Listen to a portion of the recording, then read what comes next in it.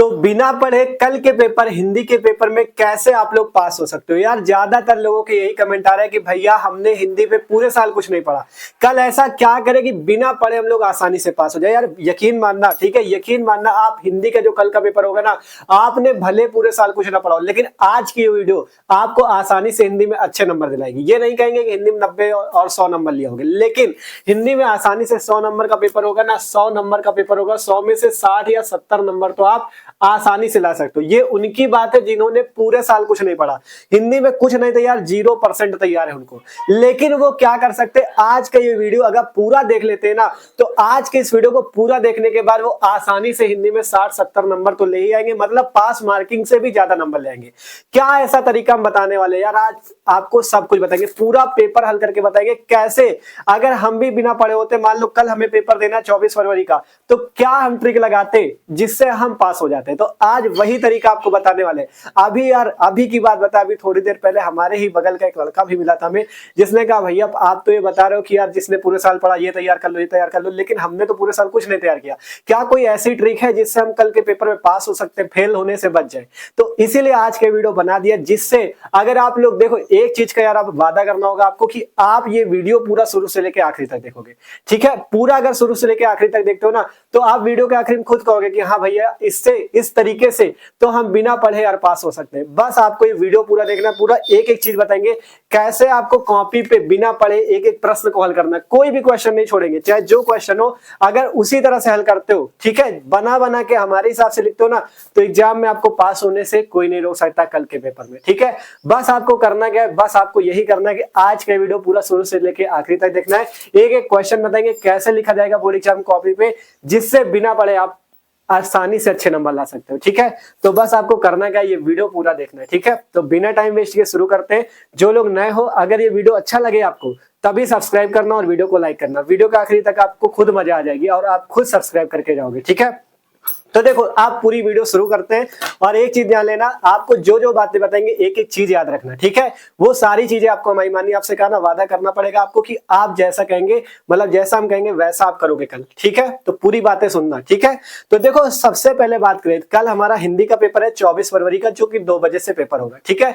तो सबसे पहले आपको क्या क्या ले जाना है वो समझ लो, क्योंकि सजा सजा के लिखना होगा, आपने पूरा कुछ नहीं पढ़ा है, बना बना के लिखना है और अच्छे से सजा के लिखना है, जिससे एग्जामिनर खुश होकर अच्छे नंबर देगा, ठीक है। सबसे पहले सबके पास कम से कम 2-2 ब्लैक और ब्लू पेन होने चाहिए, ठीक है। 2-2 इसलिए रखना क्योंकि एक मान लो बंद हो गया तो फिर उसमें क्या करोगे, कोई भी ले जा सकते हो, चाहे डॉट पेन, जेल पेन, आपके पास जो हो वो आप ले जाना, ठीक है। तो सिंपल 2-2 ब्लैक और ब्लू पेन होने चाहिए, और 2 आपके पास एक ब्लू स्केल और एक ब्लैक स्केल, और आपके पास एक स्केल, इतनी चीजें होनी चाहिए, ठीक है। मतलब 2 आपके पास ब्लैक, 2 ब्लू पेन होने चाहिए, एक ब्लैक स्केल, ब्लू स्केल और स्केल, इतनी चीजें आपके पास होनी चाहिए। अब क्या ऐसा तरीका रहेगा जिससे हम लोग कल के पेपर में अच्छे नंबर लाने वाले, ठीक है, बिना पढ़े वालों की बात है। तो देखो आपको बताते हैं। तो देखो अगर बात करें हिंदी के पेपर की, ठीक है, ये आप पेपर देख सकते हो, आपको स्क्रीन पे पेपर दिख भी रहा होगा। देखो अगर बात करें हिंदी के पेपर की, तो ये जो पेपर आपको दिख रहा है ना, 2024 का सामान्य हिंदी का पेपर है, आपका कल 2025 का पेपर है, ठीक है। तो जो पेपर होगा, सबसे पहले देखो आपको पता है पहला क्वेश्चन जिसमें 5 बहुविकल्पी होते हैं, ठीक है, पूरी ट्रिक समझना, और दूसरा पेपर जिसमें 5 बहुविकल्पी होते हैं, ये 10 बहुविकल्पी होते हैं, जिससे 10 नंबर मिलने वाले। लेकिन आपने तो पूरे साल कुछ पढ़ा नहीं है, तो आप ये 10 जो बहुविकल्पी प्रश्न है, 10 MCQ वाले जो क्वेश्चन है, ये आप कैसे सही कर पाओगे, आप नहीं कर पाओगे। इसलिए आपको करना क्या है, इस क्वेश्चन को सबसे पहले नहीं करना, आपको इस क्वेश्चन को सबसे लास्ट में करना है, ठीक है। इस क्वेश्चन को आप बीच में कर सकते हो, लास्ट में कर सकते हो, छोड़ना किसी क्वेश्चन को नहीं, इसको लास्ट में करेंगे, ठीक है। क्योंकि अगर मान लो कॉपी के पहले ही पेज में आपने 10 MCQ किए, और अगर 10 में से 8 आपके गलत हो गए, 2 सही हुए, तो मतलब पहले ही पेज में गलती करते चलोगे तो एग्जामिनर को लगेगा कि हाँ आप तो मतलब वही वाले हो, 0 वाले, तो आपको भी वो 0 ही देगा, ठीक है। इसलिए सबसे पहले जैसे कह रहे हैं, आपको जैसे हिंदी का पेपर मिलेगा, बोर्ड एग्जाम की कॉपी मिलेगी, सबसे पहला काम तो यही रहेगा कि आपको जो ये पहला फ्रंट पेज होता है, इसको आसानी से भर लेना है। अगर आपको ना आ रहा हो तो आप वीडियो जाके देख सकते हो, हमने पूरा सिखाया हुआ है, और आपके क्लास में जो टीचर होगा उससे भी पूछ लेना। तो ये पहला पेज, नाम, रोल नंबर, जो जो चीज डाली जाती है इसको डाल लेना, ठीक है। अब इसके बाद क्या करना है, कौन सा क्वेश्चन भैया हल करें जिससे हम लोग अच्छे नंबर लाए, वो समझना, ठीक है। आपके पास देखो हिंदी का पेपर जो था, पहला दूसरा प्रश्न आपको पहले नहीं करना, पहले आपको उठाना है प्रश्न संख्या 3, ठीक है। सबसे पहले आपको उठाना है प्रश्न संख्या 3, ठीक है। अब कैसी क्या ट्रिक रहेगी, जिससे हम लोग आसानी से इसको हल करेंगे। ठीक है, क्या ट्रिक रहेगी जिससे हम लोग आसानी से इसको हल करेंगे, तो अब वो चीज समझना। ठीक है, देखो सबसे पहला समझना यहाँ पे, अब आपको पूरा यहाँ पे कॉपी पे लिख के वीडियो चलेगा, जिसपे आपको कॉपी पे लिख के पूरा बताएंगे कैसे आपको क्या करना है, कैसे एक एक चीज लिखना है। ठीक है, तो देख सकते हो यहाँ पे जो वीडियो चल रही है, अब आप लोग उसको देखो। ठीक है, तो देखो भैया कुछ इस टाइप से आपके पास बोर्ड एग्जाम में कॉपी होगी। सबसे पहले आप लोग इतना बाहर का तो भर लेना। ठीक है, जैसे अनुक्रमांक जो हो गया, ये एग्जाम्पल के तौर पे हमने लिखा, आपका जो रोल नंबर वो लिख देना। शब्दों में अनुक्रमांक इस टाइप से लिखना है, जैसे 1 लिखा तो 1, 2 लिखा तो 2, 3 लिखा तो 3, 4 लिखा तो 4, इस टाइप से, मतलब उदाहरण के तौर पे। ये नहीं करना कि 1,00,000 2,000 ऐसे ना करना। ठीक है, सीधा सीधा जो नंबर लिखा उसका 1 2 3 ऐसे भरना। विषय सामान्य हिंदी, प्रश्न पत्र संख्या केवल, और परीक्षा का दिन तथा तिथि पूछी जाए, जो तारीख हो दिन हो वो डाल देना है। फिर केंद्र का नाम, जहाँ पे आपका सेंटर जाएगा उस केंद्र का नाम डालना है। फिर प्रश्न पत्र पर अंकित संकेतांक, संकेतांक कौन सा डालना होता है, ये वाला जो यहाँ पे ये पढ़ा है ना 302 डीएम, आपके पेपर में भी पढ़ा होगा, वही डाल देना 302 डीएम। ठीक है, और जो दिक्कत हो भरने में, कॉपी भरने में जो दिक्कत हो, जो आपकी क्लास में टीचर उससे पूछ सकते हो। ठीक है, इतना पूछने की आपको छूट होगी। अब इसके बाद एक एक क्वेश्चन हम आपको बताते हैं कैसे हल करना है। ठीक है, पहला दूसरा आपसे कहा बाद में करना है। ठीक है, पहले आता है प्रश्न संख्या 3, देख सकते हो क्वेश्चन आता है, दिए गए गद्यांश पर आधारित निम्नलिखित प्रश्नों के उत्तर दीजिए। ठीक है, 2 गद्यांश होते हैं। पहला गद्यांश ये, निंदा का उद्गम हीनता और कमजोरी से होता है, और दूसरा गद्यांश ये, मैंने बहुतों को रूप से पाते देखा था, बहुतों को धन से और गुणों से भी बहुतों को पाते देखा था। 2 गद्यांश होते हैं, बीच में अथवा लगा होता है, करना एक ही होता है। ठीक है, कहा गया ना पेपर में एक ही करना है। ठीक है, 2 गद्यांश होंगे, 2 पद्यांश होंगे, करना एक ही एक है। ठीक है, तो 2 में से आपको कौन सा करना है वो समझो। सबसे पहले यार एक काम कर लेना, आप लोग एक काम कर लेना। आप क्या करना, जैसे आपकी हिंदी की किताब है उसमें आप एक चीज याद कर लेना कि हिंदी की किताब में पाठ का नाम और लेखक का नाम, जैसे पहला पाठ है वासुदेव शरण अग्रवाल, उनके लेखक का नाम है, सॉरी, पहला पाठ है राष्ट्र का स्वरूप, जिसके लेखक का नाम है वासुदेव शरण अग्रवाल। दूसरा पाठ है अशोक का फूल, जिसके लेखक का नाम है हजारी प्रसाद द्विवेदी। मतलब सभी पाठ के नाम और लेखक के नाम याद कर लेना, जिससे क्या फायदा होगा, जैसे गद्यांश आपको पता चला ये किस पाठ से लिया गया, तो आपको गद्यांश के पाठ और लेखक का नाम लिखना होता है, तो ये आप लिख पाओगे। ठीक है, तो आपको करना क्या, सबसे पहली बात, एक एक बात हमारी मानना, आपको आपसे कहा था ना वादा करना आपको कि वीडियो पूरा देखोगे और एक एक बात मानोगे। ठीक है, सबसे पहले यही करना है आपको कि अगर आप अच्छे नंबर लाना चाहते हो तो सबसे पहले हिंदी के जितने पाठ है उनके पाठ का नाम और लेखक का नाम याद कर लो। गद्यांश वाले हो या पद्यांश वाले, आपको पाठ का नाम और लेखक का नाम याद कर लेना। अब क्या ट्रिक रहेगी, ठीक है, क्या ट्रिक रहेगी जिससे बोर्ड एग्जाम की कॉपी पे आप लिखोगे। ठीक है, पहला पेज आपका कुछ इस टाइप से होगा। सबसे पहले हमने जितनी चीजें आपसे ले जाने के लिए कहा था, आपको वो चीजें रखनी है अपने पास, black pen, blue pen, black sketch, blue sketch, और जो स्केल होगी पटरी, इतनी चीजें आपके पास होनी चाहिए। सबसे पहले आपको करना क्या है, यहाँ पे साइड पे 2 लाइनें आपको खींच लेनी। देखो हम खींच के बताते हैं आपको। ठीक है, कुछ इस टाइप से आपको लाइनें खींच लेनी है। देखो आपको यार अच्छे से सजा सजा के लिखना होगा, तभी आप अच्छे नंबर पा पाओगे। सबसे पहले इस टाइप से लाइनें खींच लेना।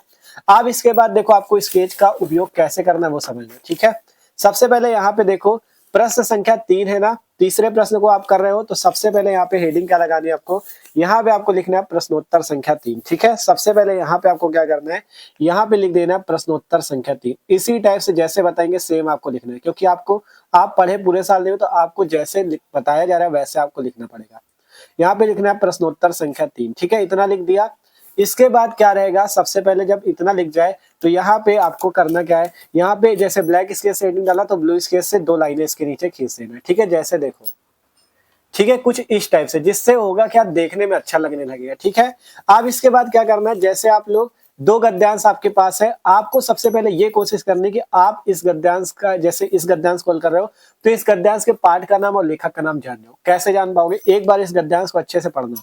जैसे निंदा का उद्गम हीनता और कमजोरी से होता है, मनुष्य अपनी हीनता से दबता है, वह दूसरों की निंदा करके ऐसा अनुभव करता है कि वे सब निकृष्ट हैं और वह उनसे अच्छा है। तो आपने देखा यहाँ पे निंदा मिला, यहाँ पे निंदा मिला, तो आप तुरंत दिमाग लगा ले जाओगे किस पाठ से ले गए, निंदा रस से लिया गया और जिसके लेखक का नाम है हरिशंकर परसाई। केवल इतना ही आपसे कहा, केवल पाठ का नाम और लेखक का नाम आप समझ जाओ, पूरा आप कर लोगे, 10 नंबर तुरंत मिलेंगे। ठीक है, कैसे देखो, आप देखो तीसरे का पहला प्रश्न, यहाँ पे प्रश्न नीचे देखते जाओ, 5 प्रश्न आपको करने तब 10 नंबर मिलेंगे। पहला प्रश्न है उपर्युक्त गद्यांश के पाठ एवं लेखक का नाम लिखो।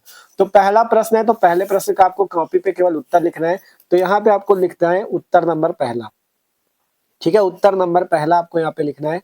आपसे पूछा गया है पाठ का, गद्यांश के पाठ एवं लेखक का नाम। ठीक है, अगर आपको गद्यांश के पाठ एवं लेखक का नाम आप पहचान पाए हो तो यहाँ पे सिंपल से आपको पाठ एवं लेखक का नाम लिख देना। ठीक है, यहाँ पे लिखा पाठ का नाम, पाठ का नाम, ठीक है, पाठ का नाम आपको बताया हमने, क्या नाम है पाठ का, आपके निंदा रस, और लेखक का नाम आपको लिख देना है। ठीक है, इतना लिख लिया तो पूरा आपको आगे बना के ही लिखना है। ठीक है, पाठ का नाम और लेखक का नाम, बस इतना आपको तैयार करने को कह रहे हैं। ठीक है, पाठ का नाम है निंदा रस, और लेखक का क्या नाम है, हरिशंकर परसाई।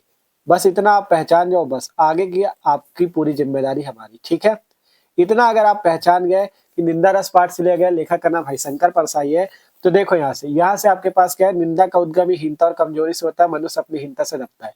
अब यहाँ पे पहला प्रश्न आपको यही पूछा गया, पाठ का नाम एवं लेखक का नाम। ठीक है, इतना लिखने के बाद अगर आप चाहो तो एक काम और कर सकते हो, यहाँ पे एक दिमाग लगा ले जाओ, यहाँ पे संदर्भ भी लिख दो। संदर्भ लिखने से थोड़ा और अच्छा लगने लगेगा, एग्जामिनर को लगेगा पढ़ा लिखा लड़का अच्छे नंबर देगा। ठीक है, आप यहाँ पे लिख सकते हो कि प्रस्तुत गद्यांश, बना के ही लिखना, कुछ नहीं है, प्रस्तुत गद्यांश हमारी पाठ्य पुस्तक हिंदी के, हमारी पाठ्य पुस्तक हिंदी के, पाठ्य पुस्तक, हमारी पाठ्य पुस्तक का नाम हिंदी तो है, पाठ्य पुस्तक, अब जैसे ब्लैक पेन से सजा सजा के लिखना है। ठीक है, पाठ्य पुस्तक हिंदी के किस पाठ से लिया गया, निंदा रस नामक पाठ से लिया गया है, इसके लेखक का नाम हरिशंकर परसाई है। ठीक, तो हम लिखते हैं फिर बताते हैं। ठीक है, देख सकते हो कुछ इस टाइप से हमने लिखा, प्रस्तुत गद्यांश हमारी पाठ्य पुस्तक हिंदी के निंदा रस नामक पाठ से लिया गया है, इसके लेखक का नाम हरिशंकर परसाई है। ये आपका पहला प्रश्न कंप्लीट हो जाएगा इस टाइप से। ठीक है, पाठ का नाम, लेखक का नाम, फिर संदर्भ जरूर लिख देना। ठीक है, जिससे थोड़ा अच्छा लगने लगेगा देखने में। दूसरा प्रश्न है, रेखांकित अंश की व्याख्या करो। रेखांकित अंश की व्याख्या एकदम बना के लिखना है, जिससे एग्जामिनर खुश होकर पूरे नंबर दे देगा। ठीक है, देखो यहाँ पे आपको लिखना है उत्तर नंबर दूसरा। क्या लिखना है, उत्तर नंबर दूसरा। हेडिंग लगा देनी है रेखांकित अंश की व्याख्या। कैसे इसको बना के लिखना है समझना। ठीक है, रेखांकित अंश की व्याख्या सेम ऐसे ही आपको लिखना है, भले कुछ ना आ रहा हो लेकिन अपना इतना अच्छा इंप्रेशन दे दो, एग्जामिनर को लगे हाँ पढ़ा लिखा लड़का है। ठीक है, तो देखो रेखांकित अंश की व्याख्या कैसे करनी है। यहाँ पे आपसे दूसरा प्रश्न था, रेखांकित अंश की व्याख्या कीजिए। रेखांकित अंश समझते हो क्या होता है? रेखांकित अंश वो होता है गद्यांश में जहां पे रेखा खींची ना नीचे, देखो बड़ी जहां पे रेखा, जितने में रेखा खींची यही रेखांकित अंश है। रेखा कहाँ पे दिख रही है, ये दिख रही है ना, बड़ी लकीर को कुछ मिटा के यहाँ से लेके यहाँ तक रेखा दिख रही है, जितने में रेखा खींची वही आपका रेखांकित अंश है। जैसे यहाँ पे बड़ी लकीर को कुछ मिटा के छोटी लकीर बड़ी बनती है, जो जो कर्म छीड़ होता है त्यों त्यों निंदा की प्रवृत्ति बढ़ती जाती है। कठिन कार्य ही ईर्ष्या द्वेष और उससे उत्पन्न निंदा को मारता है। यही तो है आपकी, मतलब जहां पे लकीर खींची है रेखांकित अंश, तो इसी की व्याख्या करनी है। तो व्याख्या के लिए सबसे पहले आपको लिख देना, प्रस्तुत गद्यांश में लेखक कहते हैं कि, या लिख सकते हो प्रस्तुत पंक्तियों में लेखक कहते हैं कि, प्रस्तुत पंक्तियों में लेखक कहते हैं कि इतना आपको पहले लिखना है। फिर इसी लाइन को चाहो तो आप पूरा उतार दो। ठीक है, आगे, और फिर आगे लिख सकते हो अर्थात यहाँ पे ये होता है पूरा। देखो यहाँ पे आप लिख सकते हो कि, देखो हम लिखते हैं फिर बताते हैं। ठीक है, सेम देख सकते हो हमने उतार दिया कि प्रस्तुत पंक्तियों में लेखक कहते हैं कि बड़ी लकीर को कुछ मिटाकर छोटी लकीर बड़ी बनती, जो जो कर्म क्षीण होता जाता है त्यों त्यों निंदा की प्रवृत्ति बढ़ती जाती है। इस टाइप से लिखा। आप जरूरी नहीं इतना ही लिखना है आपको यहाँ पर से देखो कम से कम रेखांकित अंश की व्याख्या 6-7 लाइन की लिखना है। ठीक है, अब यहाँ पे इतना तक लिख दिया। अब आप यहाँ पे कह दो अर्थात लेखक यहाँ पे कहना चाहते हैं, ऐसे लिखा अर्थात लेखक कहना चाहते हैं, आपको बना बना के आगे लिखना है। ठीक है, लेखक कहना चाहते हैं कि, इस टाइप से आप बना दो। ठीक है, लेखक कहना चाहते हैं कि, फिर आगे यहाँ से लेके फिर यहाँ से, मतलब अपने हिसाब से इसी गद्यांश से दौड़ के 6-7 लाइनें आपको बना देनी। ठीक है, यहाँ पे पूरा इस टाइप से 6-7 लाइनें आपको बना के लिख देना। ठीक है, जिससे अच्छा लगने लगे। इसके बाद फिर से स्केच उठाओ और यहाँ पे लाइन खींच दो, जिससे थोड़ा अच्छा लगने लगे। देखो लाइन खींचते हैं, इस टाइप से आपको पटरी से लाइन खींच देनी नीचे। ठीक है, देख सकते हो कुछ इस टाइप से लाइन खींच देनी आपको। यहाँ पे मतलब 5-6 लाइनें इसी गद्यांश से दौड़ के बना के लिख देना। ठीक है, तो आपका दूसरा उत्तर हो जाएगा। इसमें भी आपको तुरंत 2 नंबर एग्जामिनर देगा, इसमें भी तुरंत 2 नंबर देगा, पूरे नंबर मिलेंगे, बस ऐसे करना। ठीक है, तीसरा प्रश्न भी ट्रिक से होगा। देखो कैसे, यहाँ पे लिखना, जब 6-7 लाइन का हो जाए इसके बाद यहाँ पे उत्तर नंबर तीसरा डाल देना, उत्तर नंबर तीसरा। ठीक है, तीसरा प्रश्न देखो पूछा क्या गया है, लेखक के अनुसार उत्पन्न निंदा को कैसे मारा जा सकता है। तो यहाँ पे ढूंढो लेखक के अनुसार उत्पन्न निंदा को कैसे मारा जा सकता है, इसको पढ़ने से पता चलेगा। निंदा का उद्गम हीनता और कमजोरी से होता है, मनुष्य अपनी हीनता से दबता है, वह दूसरों की निंदा करके ऐसा अनुभव करता है कि वह सब निष्कृष्ट है और वह उनसे अच्छा है, उसके अहम को इससे तुष्टि मिलती है, और यहाँ पे जो जो कर्म क्षीण होता जाता है त्यों त्यों निंदा प्रवृत्ति बढ़ती है। यहाँ पे कहा गया कठिन कर्म ही ईर्ष्या द्वेष और उससे उत्पन्न निंदा को मारता है। मतलब अगर आप कठिन कर्म करते हो तो आप उससे ईर्ष्या द्वेष और उत्पन्न निंदा को मार सकते हो। तो लेखक ने यहाँ पे आपको हिंट दे दी है। ठीक है, आखिरी लाइन पे आपको बताया गया है, देखो यहाँ पे ये चीज कि कठिन कर्म ही ईर्ष्या द्वेष और उत्पन्न निंदा को मारता है। क्वेश्चन है लेखक के अनुसार उत्पन्न निंदा को कैसे मारा जा सकता है? कठिन कर्म से मारा जा सकता है। ठीक है, तो यही से उत्तर मिल जाएगा। तो आपको लिख देना है लेखक के अनुसार, लेखक के अनुसार, लेखक के अनुसार कठिन कर्म के द्वारा ही, कठिन कर्म के द्वारा ही उत्पन्न निंदा को मारा जा सकता है। उत्पन्न निंदा को मारा जा सकता है। ठीक है, निंदा को मारा जा सकता है। ठीक है, इस टाइप से आपने बना दिया। इसके बाद आगे इतना लिख के नहीं छोड़ना, 2 नंबर पूरे चाहिए तो आगे लिख दो अर्थात लेखक कहना चाहते हैं कि, इस टाइप से बना दो अर्थात लेखक कहना चाहते हैं, मतलब एक एक प्रश्न कम से कम एक प्रश्न का उत्तर 2-3 लाइन का होना चाहिए, ये हम कहना चाहते हैं। ठीक है, यहाँ पे 2-3 लाइन का मस्त हुआ, इसमें 4-5 लाइन का हुआ, इसमें 2-3 लाइन का, जिससे इसमें भी तुरंत 2 नंबर मिल जाए। यही से इसी गद्यांश से 1-2 लाइन उठाओ और यहाँ पे भी बना के लिख दो। ठीक है, इस टाइप से उत्तर नंबर तीसरा हो जाएगा। फिर चौथा उत्तर जो हो, चौथा उत्तर भी इसी टाइप से लिखना है, मतलब कुछ भी छोड़ना नहीं, 3-3 4-4 लाइन का लिखना। दूसरे पेज में आ जाए तो कोई दिक्कत नहीं, ये ना सोचना कि एक ही पेज में भैया करे दे रहा है, एक ही पेज में करना है। यहाँ पे हो जाए दूसरा पेज तुरंत पलटो, दूसरे पेज में लाइन खींचो, यहाँ पे आगे के क्वेश्चन जो बच रहा हो कर लो। ठीक है, इस टाइप से। चौथा प्रश्न है, चौथा प्रश्न देखा, निकृष्ट और उद्गम शब्दों के अर्थ लिखो। तो इसके अगर आपको अर्थ आ रहे हैं तो आप लिख सकते हो, जैसे निकृष्ट शब्द का अर्थ क्या होता है और उद्गम का क्या होता है। निकृष्ट का मतलब होता है तुच्छ। ठीक है, इसका अर्थ आप समझ सकते हो, जैसे निकृष्ट का अर्थ होता है तुच्छ और उद्गम का अर्थ होता है जहां से उत्पत्ति होती है। उद्गम का अर्थ होता है उत्पत्ति स्थान। अगर आपको अर्थ पता है तो लिख सकते हो, या अपने हिसाब से जो आप लिखना चाहो वो आप बना के लिख सकते हो। ठीक है, ये ठीक है, इस टाइप से आपके अर्थ हो जाएगी। फिर इसके बाद ब्लू पेन से लिखना है, ब्लैक से हमने जल्दी जल्दी लिख दिया। ठीक है, पांचवा उत्तर भी पूछा जाएगा, पांचवा उत्तर लिख देना है। ठीक है, अगले पेज में अगर जगह भर रही है आपको बड़ा बड़ा मतलब लिखना 5-5 6-6 लाइन का। ठीक है, ये छोटे वाले जो है केवल व्याख्या 5-6 लाइन की लिखनी है, और ये 2-2 लाइन का, 2 लाइन 3 लाइन बस। ठीक है, और बाकी के प्रश्न 2 लाइन 3 लाइन। ठीक है, फिर यहाँ पे आखिरी उत्तर आपका है, उपर्युक्त पद्यांश गद्यांश में लेखक ने किस शैली का प्रयोग किया है। ठीक है, तो शैली आप लिख सकते हो, अगर आपको शैली नहीं पता तो बना के लिख सकते हो, नहीं अगर पता है तो यहाँ पे देखो, अगर बात करें हरिशंकर परसाई जी व्यंग्यात्मक रचनाएं करते हैं, तो यहाँ पे लिख सकते हो हरिशंकर परसाई जी व्यंग्यात्मक शैली यहाँ पे प्रयोग की है। हरिशंकर परसाई जी ने यहाँ पर व्यंग्यात्मक शैली प्रयोग की है, तो यहाँ पर व्यंग्यात्मक शैली प्रयोग की है, या आप बहुत अच्छी शैली प्रयोग की। मान लो जब न पता हो तो इधर उधर बहुत अच्छी शैली प्रयोग की, जिससे ये होता है वो होता बना देना। ठीक है, व्यंग्यात्मक शैली का प्रयोग किया, इस टाइप से आपको लिखना है, मतलब अपने हिसाब से बना बना के लिखना है, जिससे टीचर खुश हो जाए, अच्छे नंबर दे आपको, इस टाइप से। ठीक है, देख सकते हो प्रयोग किया है बस तरीके से। इस टाइप से आपका पूरा पेज भर जाएगा। और आपको अगर 10 में मान लो 10 नंबर है, 10 में अगर 8 भी मिल जाता है तो बहुत है यार। ठीक है, बस आपको हम कह रहे हैं मेन चीज क्या है, पाठ का नाम और लेखक का नाम, ये आपको तैयार कर लेगा। आप आसानी से लिख दोगे सजा सजा के, और एग्जामिनर पूरे नंबर देगा। ये ना सोचना कि एक ही पेज में करना है, दूसरा पेज में अगर आ रहा है दूसरे पेज में करो। ठीक है, तो इस टाइप से आपका गद्यांश हल हो जाएगा आसानी से। ठीक है, हमने इसीलिए कहा तीसरे प्रश्न से शुरू करो, जिससे कॉपी भरी भरी लगेगी, तो एग्जामिनर खुश होकर आपको अच्छे नंबर देने वाला है। ठीक है, तो इस टाइप से गद्यांश कर सकते हैं। इसमें एक चीज ध्यान दे देना जरा, हमने जल्दी जल्दी में एक चीज यहाँ पे नहीं बताई, मेन चीज तो रहेगा। मेन चीज जानते हो क्या रहेगा, सबसे पहले इतना लिखने से पहले आपको संकेत जरूर डालना है। ठीक है, यहाँ पे आपको संकेत डालना जरूरी है, सॉरी भाई बताया नहीं। ठीक है, संकेत डालना जरूरी है, संकेत आपको डालना है। ठीक है, अभी पद्यांश में अच्छे से समझा देंगे। संकेत में क्या डालना है, जैसे यहाँ पे निंदा का उद्गम वाला है, तो सबसे पहले यहाँ पे आपको लिखना है निंदा का उद्गम। ठीक है, शुरुआत वाला 1-2 शब्द लिखना है, जिससे देखो 2 गद्यांश होंगे, एग्जामिनर का तो पता चलना चाहिए कि आपने कौन सा हल किया है, तो इसके लिए संकेत लिखना जरूरी है, नहीं तो नंबर कट जाएंगे। ठीक है, निंदा का उद्गम लिखना, फिर डैश डैश कर देना इस टाइप से। फिर गद्यांश के लास्ट वाला ये निंदा को मारता है, आखिरी की लाइन निंदा को मारता है, यहाँ पे लिख दो निंदा को मारता है, इस टाइप से। अब इसके बाद नंबर पूरे मिलेंगे। ठीक है, ये इतना जरूर लिखना है आपको, निंदा को मार। संकेत लिखना नहीं भूलना है, पहले संकेत लिख देना, इसके बाद एक लाइन छोड़ना, तब उत्तर नंबर पहला। ये हम भूल गए थे तो उसके लिए बहुत बहुत सॉरी। ठीक है, इसलिए संकेत जरूर लिखना, जिससे क्या होगा, देखो 2 गद्यांश है, पहला ये है, दूसरा ये, तो एग्जामिनर को तो पता चले कौन सा हल कर रहे हो। अगर ये वाला हल कर रहे हो तो पहले संकेत हेडिंग डालो, फिर 1-2 अक्षर इसका निंदा को उद्गम, फिर डैश डैश करके लास्ट को निंदा को मारता है। फिर अगर ये वाला हल कर रहे हो तो इस वाले का पहला मैंने बहुतों को, फिर डैश डैश करके लास्ट का सुरक्षित रहे, इस टाइप से। पद्यांश पे आपको करके बताएंगे अभी, तब अच्छे से समझ लो। ठीक है, इस टाइप से पूरा करना, संकेत लिखना नहीं भूलना। ठीक है, अब इसके बाद देखते हैं हम लोग चौथा प्रश्न। ठीक है, तो इस तरह से आप प्रश्न संख्या 3 जैसे हमने बताया इस टाइप से अगर करते हो तो 10 नंबर आपको आसानी से, 10 नहीं तो 8 नंबर तो यार आप ले ही आओगे, 10 में 8 नंबर तो आपके यहां से पक्के हो जाएंगे।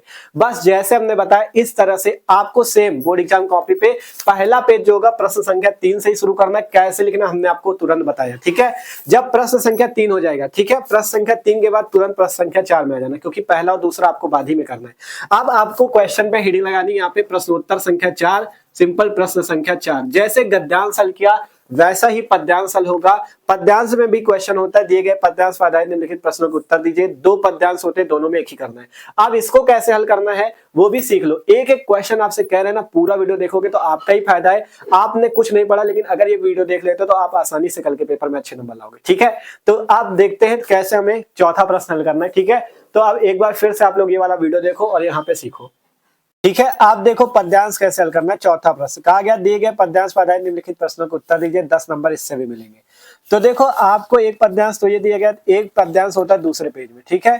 दोनों में से एक ही करना होता है, जो आपको आ रहा हो कर सकते हो। जैसे ये वाला करना है, देखो बीच में अथवा लगा है यहाँ पे भी, ठीक है, एक ही करना है। अगर ये वाला करने जा रहे हो तो सबसे पहले हमने बताया था ना, संकेत जरूर लिखना, संकेत को लिखना है। सबसे पहले हेडिंग लगानी है संकेत, ठीक है। संकेत आपको यहाँ पे लिख देना है। संकेत में जैसे ये वाला हल कर रहे हो तो सबसे पहले इसका लिख दो, ठीक है। जैसे ये वाला हल कर रहे हो, ये मुझे फूल मत मारो, तो सबसे पहले संकेत में इसका शुरुआत का एक दो अक्षर मुझे फूल मत, फिर डैश डैश कर दो बीच में इस टाइप से। फिर लास्ट का क्या चीज है, उस रति के सिर पर धारो, लास्ट का लिख दो सिर पर धारो, सिर पर, जिससे एग्जामिनर पहचान जाएगा मुझे फूल, वो जान जाएगा मुझे फूल लिखा है, मतलब ये वाला आपने हल किया है। एग्जामिनर को भी तो पता चलना चाहिए, सिर पर धारो।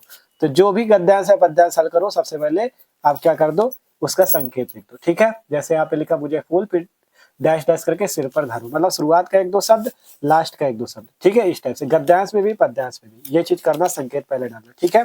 फिर इसके बाद क्या करना है, उत्तर नंबर पहला लिखना है, ठीक है। उत्तर नंबर पहला आपसे कहा था पाठ और लेखक का नाम याद कर लो, ठीक है। अगर यहाँ पे आप पहचान पा रहे हो कि ये किस पाठ का है और किस मतलब कवि इसके कौन है, पद्यांश में कवि होता है, गद्यांश में लेखक होता है, ठीक है। गद्यांश में लेखक, पद्यांश में कवि। तो इस पद्यांश का अगर आप कवि समझ पा रहे हो कि कवि कौन है इसके, तो देखो बता दें यहाँ पे, अगर आप समझ पा रहे हो तो गीत नामक पाठ से लिया गया मैथिली शरण गुप्त जी। अगर समझ पा रहे हो तो ठीक, नहीं समझ पा रहे हो तो ठीक। नहीं समझ पा रहे हो, मान लो अगर किसी गद्यांश से पद्यांश में नहीं आया आपको, तो देखो यहाँ पे पूछा गया उपर्युक्त गद्यांश का संदर्भ लिखिए, ठीक है। तो संदर्भ आपको सिंपल लिख देना है यहाँ पे, ऐसे संदर्भ हेडिंग लगाना। मान लो पाठ का नाम और लेखक का नाम नहीं पता तो बना के लिख दो इस टाइप से, देखो 2 लाइन खींच लेना पटरी से, ठीक है। यहाँ पे लिख देना जैसे कि प्रस्तुत पद्यांश, पद्यांश है ना इस बार, तो प्रस्तुत गद्यांश तो गद्यांश में भी ऐसे बना देना। प्रस्तुत पद्यांश हमारी पाठ्य पुस्तक का नाम हिंदी है तो हमारी पाठ्य पुस्तक हिंदी के अब पाठ का नाम अगर पता है तो लिख सकते हो हिंदी के गीत नामक पाठ से लिया गया है। नहीं पता तो फिर क्या करोगे, हिंदी के गीत नामक पाठ से लिया गया है, ठीक है। इस टाइप से नामक पाठ से लिया गया है, ठीक है। और अगर आपको पाठ का नाम ना पता हो तो यहाँ पे पाठ का नाम ना डालना, सीधा लिख देना प्रस्तुत गद्य हमारे पाठ्य पुस्तक हिंदी के नामक पाठ से लिया गया है, ठीक है। सिंपल, अगर पाठ का नाम जैसे गीत आपको नहीं पता तो सिंपल लिख दो प्रस्तुत पद्यांश हमारे पाठ्य पुस्तक हिंदी के नामक पाठ से लिया गया है। इसके अगर कवि का नाम पता है कि मैथिली शरण गुप्त जी है तो लिख सकते हो, नहीं इसके कवि का नाम, इसके कवि मतलब लिख सकते हो बहुत ही अच्छे कवि है। इस टाइप से बना के मतलब 1-2 लाइन आपको लिख देना है संदर्भ, ठीक है। बना के अपने शब्दों जब ना आ रहा हो, अगर आ रहा है तो लिख सकते हो इसके कवि का नाम मैथिली शरण गुप्त है, ठीक है। इस टाइप से अब मान लो आ रहा है तो लिख सकते हो। आपसे कहा अगर आप याद कर पाओ तो आप पाठ का नाम और लेखक का नाम याद कर लेना, ना याद हो तो फिर कोई दिक्कत नहीं। आपको सिंपल अगर ना याद हो तो लिख देना प्रस्तुत पद्यांश हमारी पाठ्य पुस्तक हिंदी के नामक पाठ से लिया गया और इसके कवि का नाम ये है, बस ऐसे सिंपल लिख देना बस, ठीक है। फिर इसके बाद दूसरा प्रश्न क्या है, रेखांकित अंश की व्याख्या। इसमें भी सिंपल आपको उसी तरह से करनी जैसे गद्यांश पे हमने बताया था, ठीक है। सिंपल उत्तर नंबर दूसरा डालना, उत्तर नंबर दूसरा, यहाँ पे हेडिंग लगेगी रेखांकित अंश की व्याख्या। लाइन वैसे ही खींचना है जैसे बताया था, ठीक है। रेखांकित अंश की व्याख्या, ठीक है। इस टाइप से रेखांकित अंश की व्याख्या हेडिंग डाल दोगे, ठीक है। अब यहाँ पे सबसे पहले जैसे देखो पद्यांश होता है तो हमने बताया कवि होता है, गद्यांश में लेखक होता है।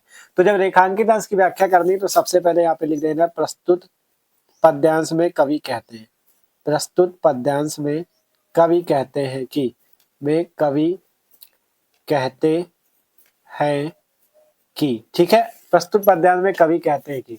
अब इसके बाद आपको यहाँ पे जैसे देखो लाइन कहाँ पे खींची, लाइन यहाँ पे खींची, बल हो तो सिंदूर बिंदु या हर नेत्र निहारो, रूप दर्प करदम तुम्हें तो मेरे सिर पर, मेरे पति परवारो, लो या मेरी चरण धूलि उस रति के सिर पर धारो, ये आपका है। तो इसी पे आपको बना बना के मतलब प्रस्तुत पद्यांश में कवि कहते हैं कि, यहाँ पे आपको मतलब इन्हीं शब्दों को यूज करके आपको 4-5 लाइनें उसी टाइप से बना देनी, ठीक है। आपको देखो यार, जब नहीं पता तो कुछ तो लिखना ही पड़ेगा, ठीक है, नंबर आपको मिलेंगे, आपको कुछ तो लिखना ही पड़ेगा। तो सिंपल इन्हीं अक्षरों को मतलब इन्हीं शब्दों को आपको अपने हिसाब से बना बना के लिख देना, जैसे गद्यांश में लिखा था वैसे सेम पद्यांश पे भी आपको लिख देना, ठीक है। जब नहीं आ रहा तो इसी टाइप से आपको 5-6 लाइनें बना बना के लिख देना, ठीक है। तो दूसरा प्रश्न भी आपका हो जाएगा और आसानी से 2 नंबर इसके भी मिल जाएंगे और 2 नंबर इसके भी आपको मिल जाएंगे, ठीक है। देखो अगर कुछ नहीं लिखते हो तो कुछ नहीं मिलेगा, लेकिन अगर लिख देते हो तो एक चांस रहती कि हाँ मिल जाएंगे नंबर, ठीक है। तो दूसरा प्रश्न इस टाइप से हो जाएगा। तीसरा प्रश्न है, प्रस्तुत पद्यांश में उर्मिला ने अपने सिंदूर बिंदु को किसके समान बताया। तो देखो यहाँ पे कहा गया सिंदूर बिंदु या हर नेत्र निहारो, मतलब प्रस्तुत पद्यांश में उर्मिला जी ने अपने सिंदूर बिंदु को हर नेत्र के समान बताया है, ठीक है। इस टाइप से बना के लिख दो, ठीक है। मतलब यहीं पे कहा गया था उसी हिसाब से बना दिया कि बल हो तो सिंदूर बिंदु या हर नेत्र निहारो, मतलब प्रस्तुत पद्यांश में उर्मिला ने अपने सिंदूर बिंदु को किसके समान बताया, हर नेत्र के समान बताया। इस टाइप से तीसरा उत्तर बना के लिख दो। चौथा प्रश्न है, होकर मधु के मीत मदन पंक्ति में प्रयुक्त अलंकार, ये है होकर मधु के मीत मदन में अलंकार। जब ना पता हो तो तुक्का आप कुछ भी लगा सकते हो, मतलब कुछ भी मार दो, अनुप्रास अलंकार है, यमक अलंकार, उपमा अलंकार, कुछ भी मार दो, ठीक है, मतलब लिख दो लेकिन छोड़ो नहीं। पांचवा, मैं अबला बाला वियोगिनी कुछ तो दया विचारों में कौन सा रस प्रयुक्त हुआ है। तो इसमें कोई भी रस बता सकते हो, जैसे मैं अबला बाला वियोगिनी करुण रस है तो करुण रस बता दो, ठीक है। जो आपको मतलब कुछ भी छोड़ना नहीं है, आपको जैसे गद्यांश में बताया वैसे ही पद्यांश पे भी एक एक क्वेश्चन को हल करना है, ठीक है, जिससे वाला काफी भारी भारी दिखे और एग्जामिनर खुश होकर आपको अच्छे नंबर दे, ठीक है। आपको बताया ना, जो लोग नहीं पढ़े उनको तो यार कुछ ना कुछ तो लिखना है, सजा सजा के देखो इस टाइप से लिखा था, गद्यांश इस टाइप से लिखा था, इस टाइप से लिखोगे तो एग्जामिनर को भी अच्छा लगेगा। अब जैसा मैं छोड़ा इस पे आपको लिखना था, ठीक है, एक भी जगह छूटनी नहीं चाहिए, पूरा अच्छे से लिखोगे, ठीक है।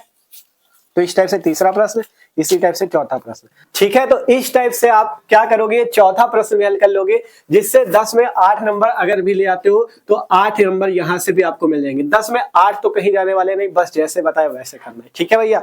अब इसके बाद चौथा प्रश्न हो जाएगा आपका, ठीक है। इसी टाइप से सेम तकनीक अपनाओगे तो आसानी से नंबर लाओगे, ठीक है। फिर इसके बाद आ जाएगा प्रश्न संख्या 5। प्रश्न संख्या 5 का का और खा, 5 का का और 5 का खा, जिसमें क्या पूछा जाएगा आपसे, जीवन परिचय। इसमें लेखक का जीवन परिचय पूछा जाएगा, लेखक का जीवन परिचय, ठीक है, लेखक का जीवन परिचय पूछा जाएगा। इसमें आपसे क्या पूछा जाएगा, कवि का जीवन परिचय, ठीक है, कवि का जीवन परिचय। इसमें लेखक का, इसमें कवि का, 2 जीवन परिचय पूछे जाते हैं, 5-5 नंबर के होते हैं, जिससे 10 नंबर आपको मिलने होते हैं, ठीक है। तो देखो जीवन परिचय आपसे क्वेश्चन क्या आता है, पढ़ लो। निम्नलिखित में से किसी एक लेखक का साहित्यिक परिचय देते हुए उनकी प्रमुख रचनाओं का उल्लेख कीजिए। देखो अगर आप लोग चाहो तो इसमें एक चीज यार भाई, अगर हमारी बात मानो तो एक चीज आप तैयार कर सकते हो। क्या चीज, जैसे अगर हमने कहा था लेखक में कम से कम 4 जीवन परिचय तैयार होने चाहिए और कवि में कम से कम 4 तैयार होने चाहिए। अगर आप उनमें कुछ नहीं तैयार कर पा रहे हो तो एक चीज तैयार कर लो बस। क्या चीज, जैसे पहला जीवन परिचय अगर लेखक की बात करें वासुदेव शरण अग्रवाल जी का है, ठीक है, अभी भी थोड़ा टाइम अगर आप चाहो तो ये चीज तैयार कर सकते हो, जैसे वासुदेव शरण अग्रवाल जी का है। तो इसमें एक चीज बस याद कर लो, क्या चीज जानते हो, उनका जैसे जन्म का सन याद कर लो, जन्म का सन याद कर लो, मृत्यु का सन याद कर लो, उनका जन्म स्थान याद कर लो और पिताजी का नाम याद कर लो, ठीक है भाई। इतनी चीज अगर याद कर लो और 1-2 रचनाएं, ठीक है भाई, इतना चीज अगर आप याद कर लो ना भाई तो आप आसानी से बना के लिख सकते हो और 5 नंबर कहीं नहीं जाने वाले नहीं, ठीक है। अभी सिखाएंगे भी, टेंशन ना लो कि भैया आप तो बता रहे हो ये कर लो वो कर लो, सब बताएंगे यार। तो मान लो देखो हमने 4 जीवन परिचय बताए थे, अगर 4 आसानी से कर लो, जैसे वासुदेव हो गए, हजारी प्रसाद जी हो गए, ठीक है, इसी टाइप से अगर 4 जीवन परिचय आप तैयार कर लेते हो, कुछ नहीं तैयार करना, पूरे पूरे नहीं याद करना है यार आपको, क्योंकि अब समय नहीं है आपके पास, पूरे पूरे नहीं तैयार करना, केवल इतनी चीज कह रहे हैं, जन्म का सन, मृत्यु का सन, जन्म स्थान कहाँ हुआ, पिता का नाम, रचना है, 1-2 बस। अभी पूरा लिख के बताएंगे कॉपी पे, कैसे आपको ट्रिक से लिखना है, ठीक है, सब कुछ बताएंगे, टेंशन क्यों लेते हो यार, ठीक है, बस सीखो। आपसे क्या है ना, पूरा वीडियो देखना है। देखो अगर इतना तैयार कर ले तो भी ठीक, नहीं कर ले तो भी ठीक, नहीं कर ले तो तब भी कोई दिक्कत नहीं है, तब भी हम बैठे ना, पूरी ट्रिक तब भी सिखा देंगे, ठीक है। नहीं कर लेते हो, अगर ये नहीं तैयार होता तब भी कोई दिक्कत नहीं, तब भी आपको बताएंगे अभी कैसे आपको लेखक का जीवन परिचय लिखना है, कैसे कवि का जीवन परिचय लिखना है, ठीक है। तो अब आपको सिखाते हैं जीवन परिचय लिखना। अगर ये तैयार कर लेते हो तो बहुत अच्छी बात है, ठीक है। नहीं कर पाते हो तो चलो आपको सिखाते हैं यहाँ पे कैसे आपको जीवन परिचय, साहित्यिक परिचय और रचनाओं के लिखना है, ठीक है। आप बात करें जीवन परिचय की, तो देखो जीवन परिचय में क्या करना चाहिए आपको, जैसे 5वें का नंबर प्रश्न है, ठीक है। 5वें के का पे आपसे लेखक का जीवन परिचय और 5वें के खा पे आपसे कवि का जीवन परिचय। आपसे हमने कहा अगर आप लेखक या कवि के जीवन परिचय में अगर आप जन्म, मृत्यु, जन्म स्थान, माता पिता का नाम अगर याद कर सकते हो तो कर लो, नहीं कर सकते हो तब भी कोई दिक्कत नहीं है। सिंपल आपको बना बना के लिखना है, देखो छोड़ना नहीं है। सबसे पहले जब कॉपी पे अगले पेज से जगह मतलब लाइन खींचोगे, यही पे हम कर दे रहे हैं क्योंकि आगे का पेज क्यों, ठीक है। तो अगले पेज से आप लोग जब हेडिंग डालोगे तो यहाँ पे लिखना है प्रश्नोत्तर संख्या 5 का, प्रश्नोत्तर संख्या 5 का, ठीक है। आप जैसे 3 लेखक हैं, किसी एक का करना है, कन्हैयालाल, हरिशंकर, डॉक्टर एपीजे, क्या जो कर लो, ठीक है। सिंपल हेडिंग लगा देना, कन्हैयालाल मिश्र प्रभाकर का मालूम कर रहे हैं, एक ही का करना है, ठीक है। कन्हैयालाल मिश्र प्रभाकर, मिश्र प्रभाकर, ठीक है। इस टाइप से हेडिंग लगा देना। नीचे 2-2 लाइनें, जैसे ब्लू से लिखा तो ब्लैक स्केच से लाइन खींच दो, ठीक है। ब्लू से लिखा तो ब्लैक स्केच से 2-2 लाइनें खींच दो, जिससे अच्छा लगने लगेगा। लिखना क्या है, एक लेखक का साहित्यिक परिचय देते हुए उनकी प्रमुख रचनाओं को उल्लेख कीजिए। तो सिंपल यहाँ पे बगल में साहित्यिक परिचय हेडिंग लगाओ, साहित्यिक परिचय, ठीक है। अब कम से कम साहित्यिक परिचय में आपको लिखना क्या होता है पता है, साहित्यिक परिचय में ये लिखना होता है कि मान लो जैसे कन्हैयालाल मिश्र प्रभाकर जी हैं, इनका हिंदी साहित्य में क्या स्थान है, मतलब इन्होंने हिंदी साहित्य में क्या किया, ये कैसे लेखक है, कैसे कवि है, ये सब बताना है। तो आपको यहाँ पे बना बना लिखना है, कन्हैयालाल मिश्र प्रभाकर जी का जन्म यहाँ पे हुआ था, अगर पता है तो लिख सकते हो, नहीं तो बहुत अच्छी जगह हुआ था। इस टाइप से अपने शब्दों में बना बना के, ठीक है। इसको भी बना बना कम से कम आपको एक पेज पूरा फुल करना है। इन्हीं के बारे में लिखना है, बहुत अच्छे लेखक थे, ये रचनाएं की, इस हिसाब से बना बना कम से कम एक पेज आपको फुल कर देना है। फिर लास्ट में अगर रचनाएं आपको पता है तो लिख सकते हो, नहीं जब ना पता हो तो क्या करना, फिर कोई दिक्कत नहीं है। सबसे पहले वाला ये पेज पलट लेना, ठीक है। यहाँ पे ये जो पेज है इसमें से छाट छाट के, अगर देखो जिसको नहीं पता उसको तो इसी तरह से करना ही पड़ेगा, यही से रचनाएं 6-7 लिख देना, ठीक है। मतलब जिससे पास होने भर के तो नंबर आ जाए, मान लो फेल होने से अच्छा पास ही हो जाओ।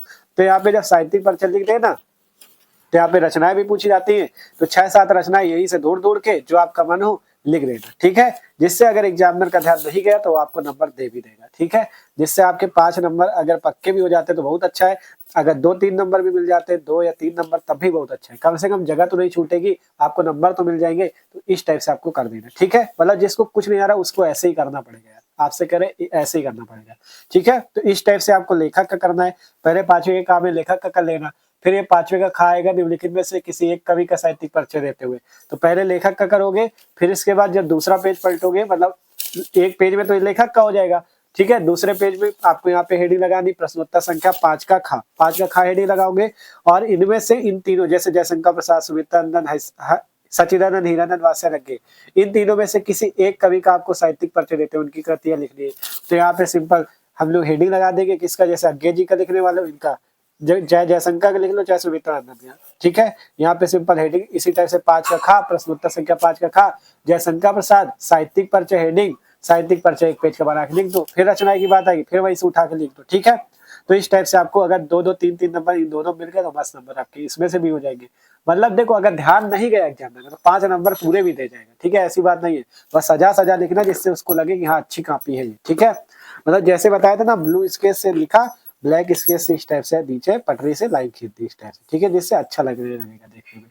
तो इस टाइप से आपको ये भी कर देना है, ठीक है। तो कुछ इस टाइप से आप ये जीवन परिचय वाला टॉपिक भी हल कर लोगे, जिससे 5 में 5 सही तो 5 में 3-3 भी पा जाओगे तो बहुत हो जाएगा, ठीक है। पास होने भर का आप आसानी से अगर 3-3 भी पा जाते हो तो 3-3 भी बहुत हो जाएगा। और कोशिश भर तो एग्जामिनर ने अगर अच्छे से चेक किया तो तुरंत 5 पे 5 भी दे देगा, क्योंकि आपको हमने पूरा लिखने के तरीका समझाया कैसे आपको स्केच सब कुछ यूज करना है। इसीलिए कह रहे हैं स्केच ले जाओगे तो आप अच्छे से जब लिखोगे ना तो एग्जामिनर को लगेगा पढ़ने वाला छात्र तुरंत नंबर दे देगा, ठीक है। अब इसके बाद सुनो, इसके बाद प्रश्न संख्या 6, इसके बाद प्रश्न संख्या 6, प्रश्न संख्या 6 को आपको अच्छे सिखाते हैं, देखो समझ लेना, ठीक है। प्रश्न संख्या 6 में है, पहले बहादुर कहानी इसमें पूछी जाती है, बहादुर मेन कहानी बताते हैं, बहादुर कहानी है आपके लिए।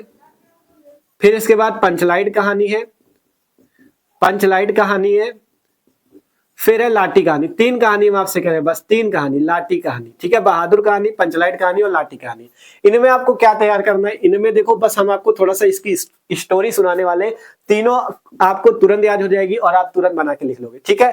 देखो इसमें क्या पूछा जाता है, पहले तो सारांश पूछ लिया जाता है और उद्देश्य भी पूछ लिया जाता है। सेम इन तीनों में भी सारांश और उद्देश्य पूछा जाता है। 5 नंबर का आता है, ठीक है, 5 नंबर का आता है, सारांश और उद्देश्य आपसे पूछा जाता है, ठीक है। अगर मान लो बहादुर कहानी की बात है, देखो पेपर में कैसा क्वेश्चन आता है, पढ़ लेना, यहाँ पे पेपर शो हो रहा होगा। बहादुर अथवा लाठी कहानी के उद्देश्य को अपने शब्दों में लिखिए। कभी उद्देश्य पूछता है, कभी पूछेगा बहादुर अथवा लाठी कहानी का सारांश लिखो। बहादुर अथवा लगा होता है मतलब एक ही करना होता है, करना एक ही, ठीक है। तो अगर बहादुर या पंचलाइट या लाठी में कोई भी पूछा जाता है, सारांश हो या उद्देश्य आप कैसे लिख सकते हो वो समझना, वो तरीका भी इंपॉर्टेंट है। तो देखो अब ये इसके 5 नंबर कैसे पक्के होने वाले, देखो सबसे पहले बात करें सारांश या उद्देश्य, ठीक है, सारांश या उद्देश्य। तो अगर बहादुर कहानी की बात है, ठीक है, बहादुर कहानी पूछी जाती तो सारांश में क्या लिखना है, उद्देश्य में क्या लिखना है, समझना। सारांश में ये लिखा जाता है कि उस कहानी में क्या हुआ, उसकी पूरी स्टोरी आपको लिखनी है। उद्देश्य में ये लिखना है कि इस कहानी के माध्यम से लेखक क्या कहना चाहते हैं, ठीक है, ये चीज आपको लिखना है। तो एक बार हम इन तीनों की स्टोरी आपको सिखाएंगे जिससे आप आसानी से बना बना लिख सकते हो। अब सीखना, ठीक है, इसलिए कह रहे वीडियो बड़ा बन जाए चाहे, लेकिन पूरा आपको देखना है, ठीक है।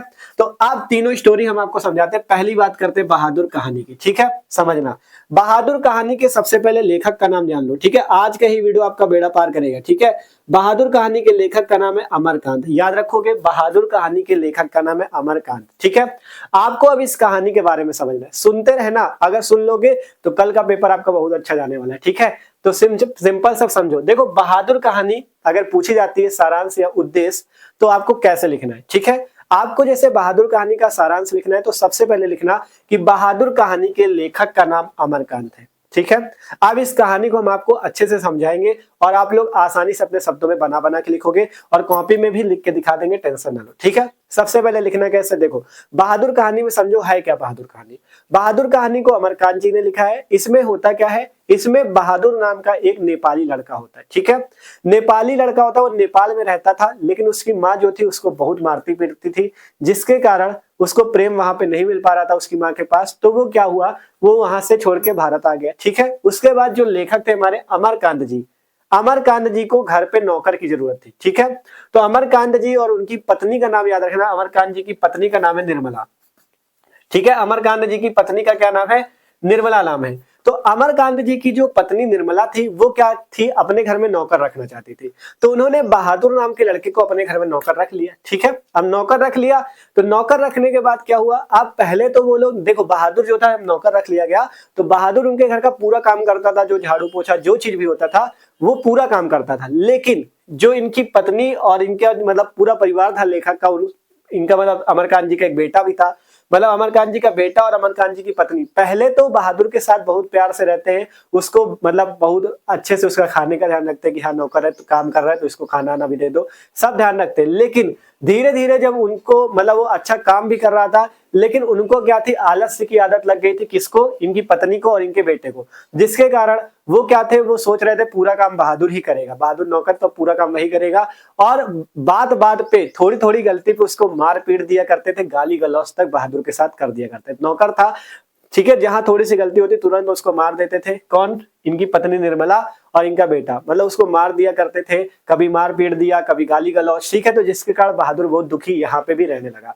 एक बार लेखक के घर में मेहमान आ जाते हैं, लेखक के घर में कौन आ जाते हैं, मेहमान आ जाते हैं। जब लेखक के घर में मेहमान आते हैं तो मेहमान क्या करते हैं, बहादुर के ऊपर चोरी का आरोप लगा देते हैं कि बहादुर ने उनके पैसे चुराए हैं। अब जब बहादुर ने पैसे चुराए हैं तो क्या होता है, जब मतलब मेहमान जो थे, मेहमानों ने आरोप लगाया कि बहादुर ने पैसे चुराए, तो जब बहादुर ने पैसे चुराए तो उनके घर वाले जो थे, निर्मला और उनकी जो उनका बेटा था, उन्होंने क्या किया, बहादुर को फिर से बहुत मारा पीटा कि तुमने पैसे क्यों चुराए, मतलब उस पर झूठ का आरोप लगाया गया।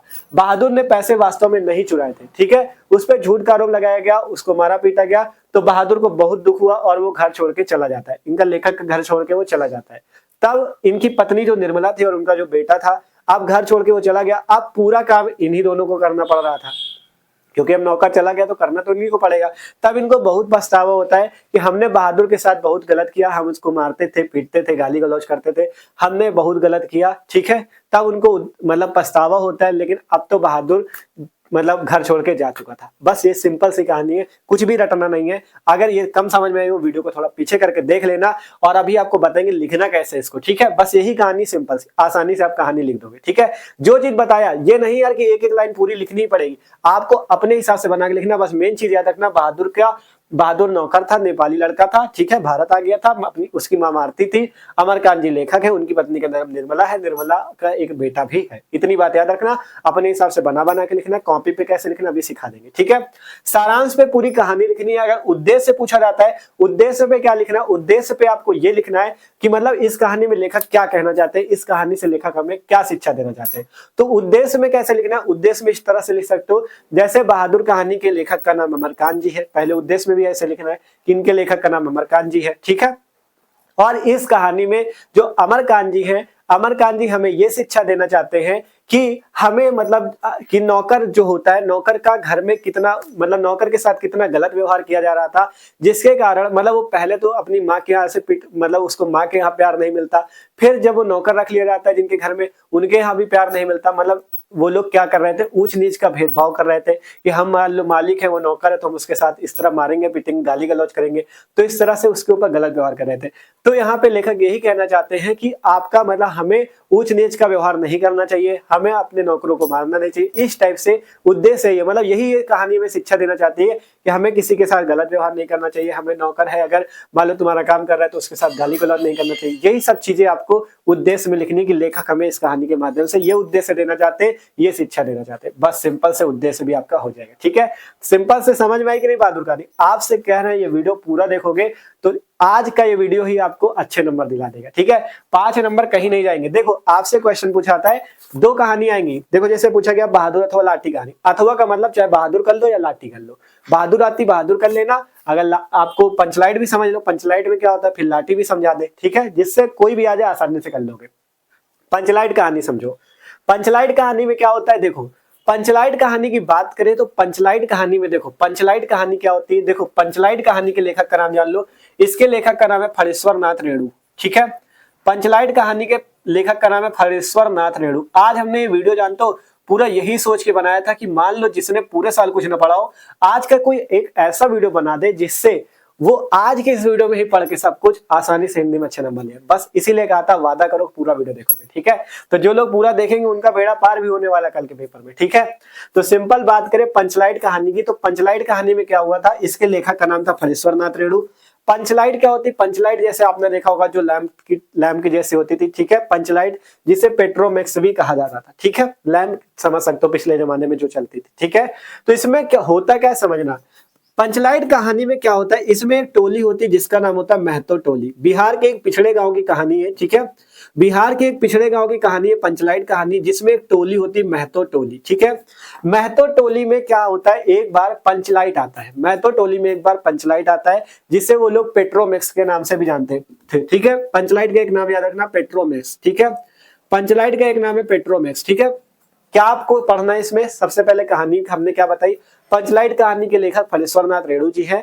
पंचलाइट कहानी में क्या बताया गया है, इसमें फणीश्वर नाथ रेणु जी ने बताया है कि एक आपका बिहार का एक पिछड़ा गांव होता है जिसमें एक टोली होती महतो टोली, ठीक है। जिसमें महतो टोली के जो लोग होते हैं वो एक बार पेट्रोमैक्स खरीद के लाते हैं, जिसका नाम वो लोग देते हैं पंचलाइट, ठीक है। महतो टोली के लोग जो होते हैं क्या करते हैं, एक बार पेट्रोमैक्स खरीद के लाते हैं, जिसका नाम वो लोग देते हैं पंचलाइट, ठीक है। जब वो लोग पंचलाइट खरीद के लाते हैं, मतलब उनके लिए एक ये अचंभा टाइप था कि उन्होंने कभी पंचलाइट देखा नहीं था, तो उनके बीच में बहुत पूरा गांव बहुत खुश था, पूरी टोली बहुत खुश थी, अरे यार आज पंचलाइट आया पंचलाइट आया। मतलब सब भजन कीर्तन कर रहे थे, नाचते गाते ढोल बाजे के साथ जा रहे थे, मतलब बहुत खुशी थी उनको, ठीक है। तो ये सब चीज लिखना है, ठीक है। उनको बहुत खुशी थी, अपने हिसाब से बना बना के लिखना है, ठीक है। उनको बहुत खुशी थी कि आज हमारे यहाँ ये चीज आया। मान लो जैसे आपके बीच में कुछ नया आ गया हो तो आपको खुशी होती, वैसा उनके पास पंचलाइट जब आया उनको बहुत खुशी हुई कि आज हमारे पास ये आ गया, बहुत खुश थे वो लोग। मतलब जितने बूढ़े बच्चे औरतें जितने लोग थे सभी लोग नाच गा रहे थे, ठीक है। अब यहाँ पे जो महतो टोली के जो सरपंच थे, महतो टोली के जो सरपंच थे, उन्होंने अपनी पत्नी से कह दिया कि आज पंचलाइट हमारे यहाँ आ रहा है तो सब शाम की पूजा का प्रबंध करो, आज पूजा पाठ होगी, भजन कीर्तन होगा, ढोल बाजे बजेंगे, तो इसलिए पूजा पाठ की तैयारी कर लो, ठीक है। सब कुछ हो गया। लेकिन अब इस कहानी में एक ट्विस्ट ये आता है, कहानी में ये ट्विस्ट आता है कि अब अब इस पेट्रोमैक्स पंचलाइट को जलाना इस टोली में कोई भी नहीं जानता। ये बेचारे सीधे साधे लोग थे, ये लोग क्या कर रहे थे, पेट्रोमैक्स पंचलाइट को जलाना भी नहीं जानते थे। अब बात यह आई कि इसको जलाएगा कौन, अब बात यह आई कि इसको जलाएगा कौन, कौन जलाएगा इसको, यही बात तो है कि इसको कौन जलाएगा। लेकिन अभी भी इसको एक लोग जला सकता था। महतो टोली में एक लड़का था जिसका नाम था गोधन, याद रखना नाम, महतो टोली में एक लड़का था जिसका नाम था गोधन, गोधन नाम का एक लड़का था जो कि मुनरी नाम की एक लड़की से प्यार करता था। ठीक है, मुनरी नाम की एक लड़की से प्यार करता था। ठीक है, गोधन जो था मुनरी नाम की लड़की से प्यार करता था और गोधन जो है मुनरी के घर के बाहर से सिनेमा का गाना गा के निकलता था। ठीक है, गोधन जो था मुनरी के घर के बाहर से सिनेमा का गाना गा के निकलता था, जिसके कारण मुनरी की जो माँ थी ना, मुनरी की माँ का नाम याद रख लो, गुलरी काकी। मुनरी की माँ का नाम था गुलरी काकी। मुनरी की माँ जो गुलरी काकी थी, उन्होंने क्या किया, जब गोधन मुनरी के घर के बाहर से गाना गा के निकल रहा था, मतलब उसको छेड़ रहा था, तो उनकी माँ जो गुलरी काकी थी, उन्होंने क्या किया, गुलरी काकी ने क्या किया, गुलरी काकी ने इस सरपंच जी से शिकायत कर दी कि गोधन जो है हमारे घर के बाहर से गाना गा के निकलता है। ठीक है, जिसके कारण सरपंच ने गोधन को क्या किया, अपनी टोली से बाहर निकाल दिया और उसको दंड स्वरूप मतलब कहा आज के बाद तुम हमारी टोली से संबंधित नहीं हो। ठीक है, लेकिन अब यहाँ पे बात यही, जब पंचलाइट था उन्होंने बाहर तो निकाल रखा था, मतलब वो जाति से बाहर निकल चुका था। ठीक है, अब उससे कोई मतलब नहीं था हम लोग महतो टोली के लोगों से। ठीक है, लेकिन अब बात यही, पंचलाइट पेट्रोमैक्स को जलाएगा कौन, महतो टोली में गोधन के अलावा, गोधन जला लेता था। ठीक है, गोधन जला लेता था पंचलाइट और पूरी टोली में कोई पंचलाइट नहीं जला पाता था। ठीक है, लेकिन अब बात ये आ रही थी कि पंचलाइट को जलाएगा कौन, तो मुनरी जो थी, मुनरी ये जानती थी कि गोधन पंचलाइट जला लेता है, मुनरी ये जानती थी कि गोधन पंचलाइट जला लेता है। ठीक है, तो इस कारण से मुनरी ने क्या किया, ये बात सरपंच तक पहुंचा दी कि गोधन पंचलाइट जला लेता है। ठीक है, तो क्या किया सरपंच ने, फिर क्या किया, सरपंच ने कहा गोधन को फिर से अपनी जाति में ले लिया। अब कहा तुम खूब गाना गाओ, हमसे कोई मतलब नहीं भैया, बस क्या करो इस पंचलाइट को जला दो। ठीक है, उन्होंने ये कहा, तो गोधन क्या करता है, फिर पंचलाइट को जला देता है और सभी लोग भजन कीर्तन करते हैं, सभी लोग खुश हो जाते हैं कि हाँ पंचलाइट जल गया। ठीक है, और ये जो गुलरी काकी होती है ये भी खुश हो जाती है। ठीक है, क्योंकि गोधन ने इतना बड़ा काम किया, पंचलाइट जला दिया, तो गुलरी काकी भी खुश हो जाती है और कहती है आज शाम को गोधन तुमको मेरे घर खाने पे आना है। ठीक है, मतलब खाने के लिए, शाम के भोजन के लिए गोधन को वो बुलाती कौन, मुनरी की माँ गुलरी काकी। बस सिंपल सी यही कहानी, एकदम आसान है, आपको एकदम आसान भाषा में बताया कि जो ना पढ़े हो पूरे साल आसानी से पंचलाइट कहानी का सारांश लिख लो। कम समझ में आओ एक बार पीछे करके वीडियो देखना, आपको पूरा समझ में आ जाएगा। ठीक है, उद्देश्य में क्या लिखना है, ठीक है, पंचलाइट कहानी के उद्देश्य में, सारांश में तो पूरी कहानी लिख देना अपने हिसाब से बना के। पहली लाइन यही रहेगी, पंचलाइट कहानी के लेखक का नाम फणेश्वर नाथ रेणु है। इसमें बिहार के एक पिछड़े गांव का के बारे में बताया गया है। इसमें मतलब गांव के लोग महतो टोली के लोग होते हैं जो कि पंचलाइट लाते हैं, वो लोग इसको जलाना नहीं जानते थे। फिर इसमें टोली में गोधन नाम का एक लड़का था जो कि मुनरी नाम की लड़की से शादी मतलब प्यार करता था, उसके घर से गाना गा के निकलता। इसी टाइप से पूरा बना के लिख देना। ठीक है, कहानी।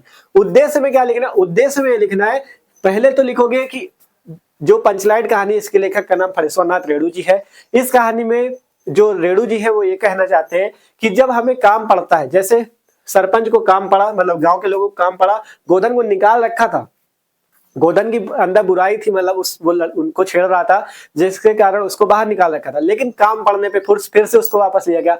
तो यहाँ पे हमें लेखक ये कहना चाहते हैं कि काम पड़, अगर कोई ऐसा काम पड़ जाता है जो कि मतलब उसके अलावा कोई और नहीं कर सकता, तो इस तरह में क्या किया जाता है, अगर उसकी बुराइयों को भुलाकर उस बुराइयों को भुला दिया जाता है और उससे काम निकालने की कोशिश की जाती है। मतलब अगर कोई आपको बड़ा काम पड़ गया, मान लो आपने कुछ बुराई की, जैसे गोधन को बाहर निकाला गया था, ठीक है, लेकिन गोधन को बाहर निकाला गया था, अब क्या हुआ, गोधन को बाहर तो निकाला उन्होंने, लेकिन ठीक है, जब गोधन को उन्होंने बाहर निकाला, अचानक उनको पंचलाइट जलाने के लिए कोई जला नहीं पाता था, तो उनको क्या हुआ, जब पंचलाइट कोई नहीं जला पाता था तो उन्होंने गोधन को फिर से वापस ले लिया।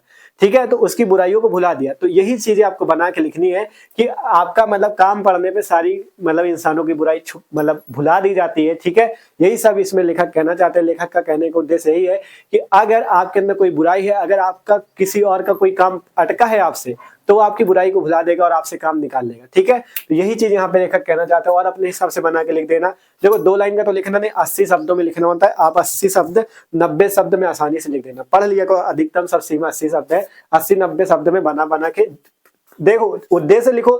जब आप 80-90 शब्द कम पढ़ना है तो कहाँ से लाओगे, कहानी थोड़ी मार दो पीछे। ठीक है, 1-2 लाइन यहाँ पे लेखक कहना चाहते हैं, ये सब बना के लिखो, फिर आगे कहानी मार दो बस। ठीक है, आसानी से 1 पेज भर देना, 5 नंबर कोई नहीं काट सकता। ठीक है, इस टाइप से पंचलाइन कहानी।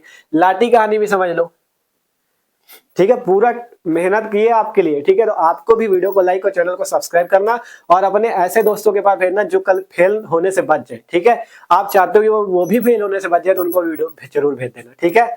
आप लाठी कहानी की बात है तो लाठी कहानी में लेखिका है, इसमें लेखक नहीं, इसमें लेखिका है जिनका नाम है शिवानी जी। क्या नाम है इनका? शिवानी। लाठी कहानी की लेखिका का नाम है शिवानी, ठीक है।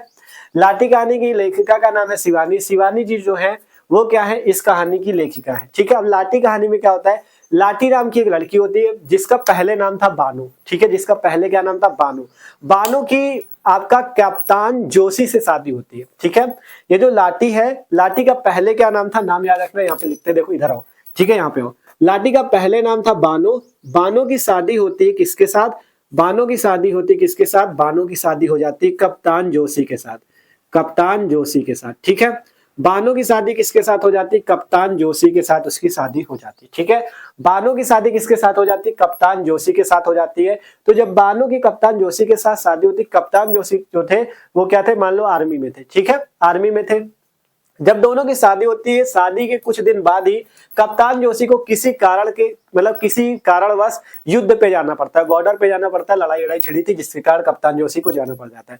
अब उनकी पत्नी जो बानो थी वो क्या थी, अपने ससुराल वालों अर्थात कप्तान जोशी के जो घर वाले थे उनके साथ रहती थी। लेकिन जो कप्तान जोशी के घर वाले थे वो अपनी बहू बानो के साथ अच्छा व्यवहार नहीं करते थे, उसको हमेशा खरा खोटा सुनाया करते थे, उसकी हमेशा बुराई करते थे, मारते पीटते थे, जो भी समझ लो, उसके साथ अच्छा व्यवहार नहीं करते थे। जिसके कारण बानो मतलब दुख के कारण, क्योंकि कप्तान जोशी युद्ध में चले गए थे, 2 साल तक नहीं आए वो, ठीक है। तो जिसके कारण बानो को बहुत दुख होता था, मतलब वो बहुत दुखी दुखी रहती थी, बेचारी बीमार हो गई। जिस बानो को कौन सा रोग हो गया था, टीबी रोग हो गया था, ठीक है। मतलब जो कप्तान जोशी के घर वाले थे या बानो के जो ससुराल वाले थे वो उसको बहुत पीड़ित करते थे, जिसके कारण बानो इतना दुखी रहती थी कि उसको टीबी रोग हो गया था, ठीक है। तो जब टीबी रोग हो गया तो बानो को इनके ससुराल वाले मतलब कप्तान जोशी के घर वाले जो उनके माता पिता जो भी रहे होंगे, उन्होंने क्या किया, बानो को टीबी सैनिटोरियम, नाम याद रखना, टीबी सैनिटोरियम, जहां पे टीबी के रोग मतलब टीबी के रोगियों को रखा जाता है, टीबी सैनिटोरियम में उसे भेज दिया गया था, सैनिटोरियम, टीबी सैनिटोरियम में उसे भेज दिया, ठीक है। बानो को क्या किया, कप्तान जोशी के घर वालों ने उसे टीबी सैनिटोरियम में भेज दिया कि मतलब जाओ तुम, हम कहीं तुम्हारे चक्कर में हम लोगों को भी टीबी न हो जाए, तो उसको वहां पे भेज दिया। अब जब 2 साल बाद युद्ध से कप्तान जोशी वापस आते हैं तो उन्हें ये पता चलता है कि बानो कहाँ है। तब पूछते हैं तो उनके घर वाले कहते हैं हमने तो उन्हें टीबी सैनिटोरियम में भेज दिया।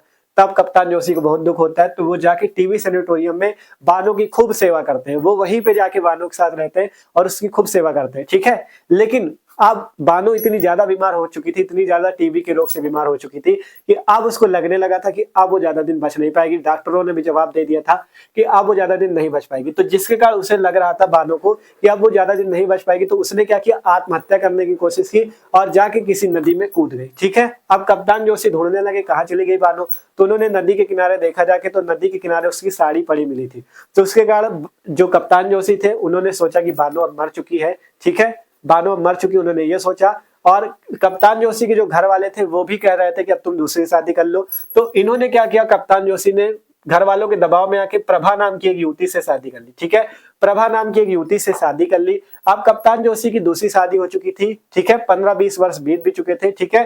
अब जब प्रभा नाम की युवती से शादी हो गई तो इनके बच्चे भी हो चुके थे कप्तान जोशी के। एक बार कप्तान जोशी घूमने के लिए नैनीताल गए, ठीक है, 15-20 साल बाद, ठीक है, शादी हो चुकी थी, बच्चे भी थे इनके। अब एक बार ये क्या गए, नैनीताल घूमने के लिए गए, तभी इनको मतलब वैष्णवियों की एक टोली मिलती है, वैष्णवी लोगों की एक टोली मिलती है जिसमें लाठी नाम की एक लड़की थी, जिसमें क्या थी, लाठी नाम की एक लड़की थी। लाठी नाम की इस लड़की को कप्तान जोशी की नजर उस पर पड़ती है, तो उनको तुरंत पता चल जाता है ये तो वही बानो है, ठीक है। कप्तान जोशी देखते ही जान जाते ये तो बानो है, ठीक है। लेकिन वो क्या थी, बानो जो थी, बानो अपनी पूरी याददाश्त भूल चुकी थी, जो कि अब लाठी के रूप में मिली थी उनको, वो पूरी अपनी याददाश्त भूल चुकी थी, उसको कुछ भी याद नहीं था। लेकिन कप्तान जोशी उसे पहचान गए थे, ठीक है। लेकिन अब कप्तान जोशी के मतलब कप्तान जोशी अपने अगले जीवन में इतना ज्यादा बढ़ चुके थे, मतलब कप्तान जोशी की आपको पता है दूसरी शादी हो चुकी थी, उनके बच्चे भी थे, तो वो चाहते थे तो क्या चाहते थे कि बानो को वो अपना ले, क्योंकि बानो उन्हें लाठी के रूप में मिली थी, वो तो पहचान गए थे ये बानो है। लेकिन जो बानो या लाठी थी वो क्या थी, वो भूल चुकी थी कि हम बानो है, हमारी शादी भी कभी हुई थी, वो सब भूल चुकी थी। लेकिन कप्तान जोशी को आप चाहते थे कि हम उसको अपना ले, लेकिन अब चाहने से क्या हो सकता है, क्योंकि इनकी तो दूसरी शादी हो चुकी या आगे के जीवन में अपने पढ़ चुके हैं, तो क्या होता है अब कप्तान जो से यही सोचते हैं अब तो मतलब लाठी का भगवान ही मालिक है, अब मैं अपने जीवन मतलब जो नया जीवन है जिसमें प्रभा नाम की युवती से शादी की, अब मैं इसको भी नहीं छोड़ सकता, तो इस कारण से अब मैं क्या करूंगा, अब मैं इसको भी नहीं छोड़ सकता, इस कारण से अब मैं क्या करूंगा, बानों को भगवान भगवान ही अब इसका मालिक है, लाठी का भगवान ही मालिक है, क्योंकि मेरी नजरों में तो 20 साल या 15-20 साल जो था उतने साल पहले ही बानो मर चुकी थी। ठीक है, तो यही सोचते हैं और वो क्या करते हैं अपनी पत्नी नई पत्नी के साथ क्या करते हैं वापस लौट आते हैं नैनीताल से। ठीक है, तो इस कहानी में यही चीजें हैं। ठीक है, यही सब चीजें आपको लिखनी है। अभी आपको इसका सारांश पूरा लिख के भी दिखाएंगे। ठीक है, सब कुछ आपको बता देंगे। तो यही है आपका कहानी। और फिर आपको जैसे यहाँ पे उद्देश्य में क्या लिखना है, उद्देश्य भी अभी आपको समझा देंगे, उद्देश्य भी लिख लेना। ठीक है, बस इसमें आपको करना क्या है, इस वीडियो को देखने के बाद थोड़ी सी मेहनत कर लेना, आप लोग थोड़ा समझ लेना, 1-2 बार वीडियो देखोगे पूरी कहानियां समझ में आ जाएंगी। जिससे देखो पेपर में एक ही कहानी लिखना है, लेकिन तीनों इसलिए बता दिया, कोई भी आ जाए तो आप लिख लो, बहादुर आ जाए चाहे पंचलाइट आ जाए चाहे लाठी आ जाए, थोड़ा सा बस समझ लेना क्या क्या है। बहादुर के कौन थे, बहादुर के थे अमरकांत, पंचलाइट के थे ये फलेश्वर नाथ रेणु, लाठी के थे कौन, शिवानी जी। ठीक है, और जो कहानी बताई वही कहानी लिखनी है। उद्देश्य में ये लिखना है कि लेखक क्या करना चाहते हैं। ठीक है, और अपने हिसाब से बना बना के लिखना है। ठीक है, अभी बता देंगे कैसे लिखना है, तो अब बताते हैं आपको कॉपी पे लिखना कैसे। ठीक है, तो एक बार देखते हैं। तो जैसे यहाँ पे है बहादुर अथवा लाठी कहानी के उद्देश्य को अपने शब्दों में लिखिए। तो जैसे उद्देश्य से पूछा जाए तो आपको उद्देश्य लिखना है। बहादुर अथवा लाठी, जैसे अगर बहादुर का लिखना चाहो, हमने तीनों कहानी समझाई, बहादुर, लाठी और पंचलाइट, तीनों में से कोई भी आ जाए कर लेना। देखो यहाँ पे बहादुर अथवा लाठी कहानी का उद्देश्य लिखो, अथवा भी लगा, ध्रुव यात्रा कहानी कथा वस्तु, 4 कहानी, पंचलाइट, ध्रुव यात्रा, बहादुर और लाठी। हमने 3 बताई क्योंकि 3 से आपका फंस जाएगा। ठीक है, तो जैसे यहाँ पे बहादुर अथवा लाठी, मतलब बहादुर का कर लो चाहे लाठी कर लो चाहे ध्रुव यात्रा, तीनों में से एक ही करना, सब ने कर देना, एक ही करना है। ठीक है, अब जैसे बहादुर कहानी का आप उद्देश्य लिखना चाहो तो इस टाइप से बहादुर कहानी का उद्देश्य लिख सकते हो। ठीक है, सिंपल प्रश्नोत्तर संख्या 6 डाला और जैसे उद्देश्य समझाया इस टाइप से आपको लिख देना। देख लो, पहले यहाँ पे लेखक डाल देना अमरकांत जी है, बहादुर कहानी को उद्देश्य इस टाइप से आपको बना बना के अपने शब्दों में लिख देना है। फिर जब पेज भर जाया करे तो इस टाइप से नीचे आपको लाइन में खींच देना है, जिससे अच्छा लगने लगे, सज जाएगा, तो एग्जामिनर खुश होकर तुरंत 5 नंबर आपको यहाँ पे भी दे देगा। ठीक है, इस टाइप से पूरा आपको लिख देना है। तो आशा करते हैं इसी टाइप से लिखोगे। सारांश पूछा जाता है तो इस टाइप से सारांश लिख सकते हो, बहादुर कहानी का देख सकते हो। ठीक है, और अगर पंचलाइट कहानी हमने सारे यहाँ पे लिख रखे हैं देख सकते हो, पंचलाइट कहानी का सारांश लिखना चाहो तो इस टाइप से लिख सकते हो। ठीक है, मतलब जो कहानियां जो अपने शब्दों बना बना के तरीका सेम होगा ऐसे ही आपको लिखना है। ठीक है, तो इस टाइप से आपके यहाँ पे भी 5 नंबर पक्के हो जाएंगे। इसके बाद देखो देखते हैं आगे के क्वेश्चन। ठीक है, तो कुछ इस टाइप से आप लोग 6वां प्रश्न भी कर लोगे। ठीक है, अब इसके बाद 7वां प्रश्न आपको कैसे करना है। 7वां प्रश्न कौन सा होता है, 7वां प्रश्न होता है स्वपठित खंड काव्य के आधार पे किसी एक खंड के एक प्रश्न का उत्तर दे। देखो स्वपठित खंड काव्य में क्या होता है, खंड काव्य हर जिले के लिए अलग अलग होता है। ठीक है, आपको पहले ये पता कर लेना कि आपके जिले में कौन सा खंड काव्य चल रहा है। ठीक है, अपने 1-2 दोस्तों से पूछ लेना कि हमें कौन सा खंड काव्य पढ़ना है। आपको दिख रहा है ना यहाँ पे कितने सारे खंड काव्य दिए हैं। पहला मुक्ति यज्ञ है, सत्य की जीत है, रश्मिरथी है, आलोक व्रत है, त्यागपति है, श्रवण कुमार है।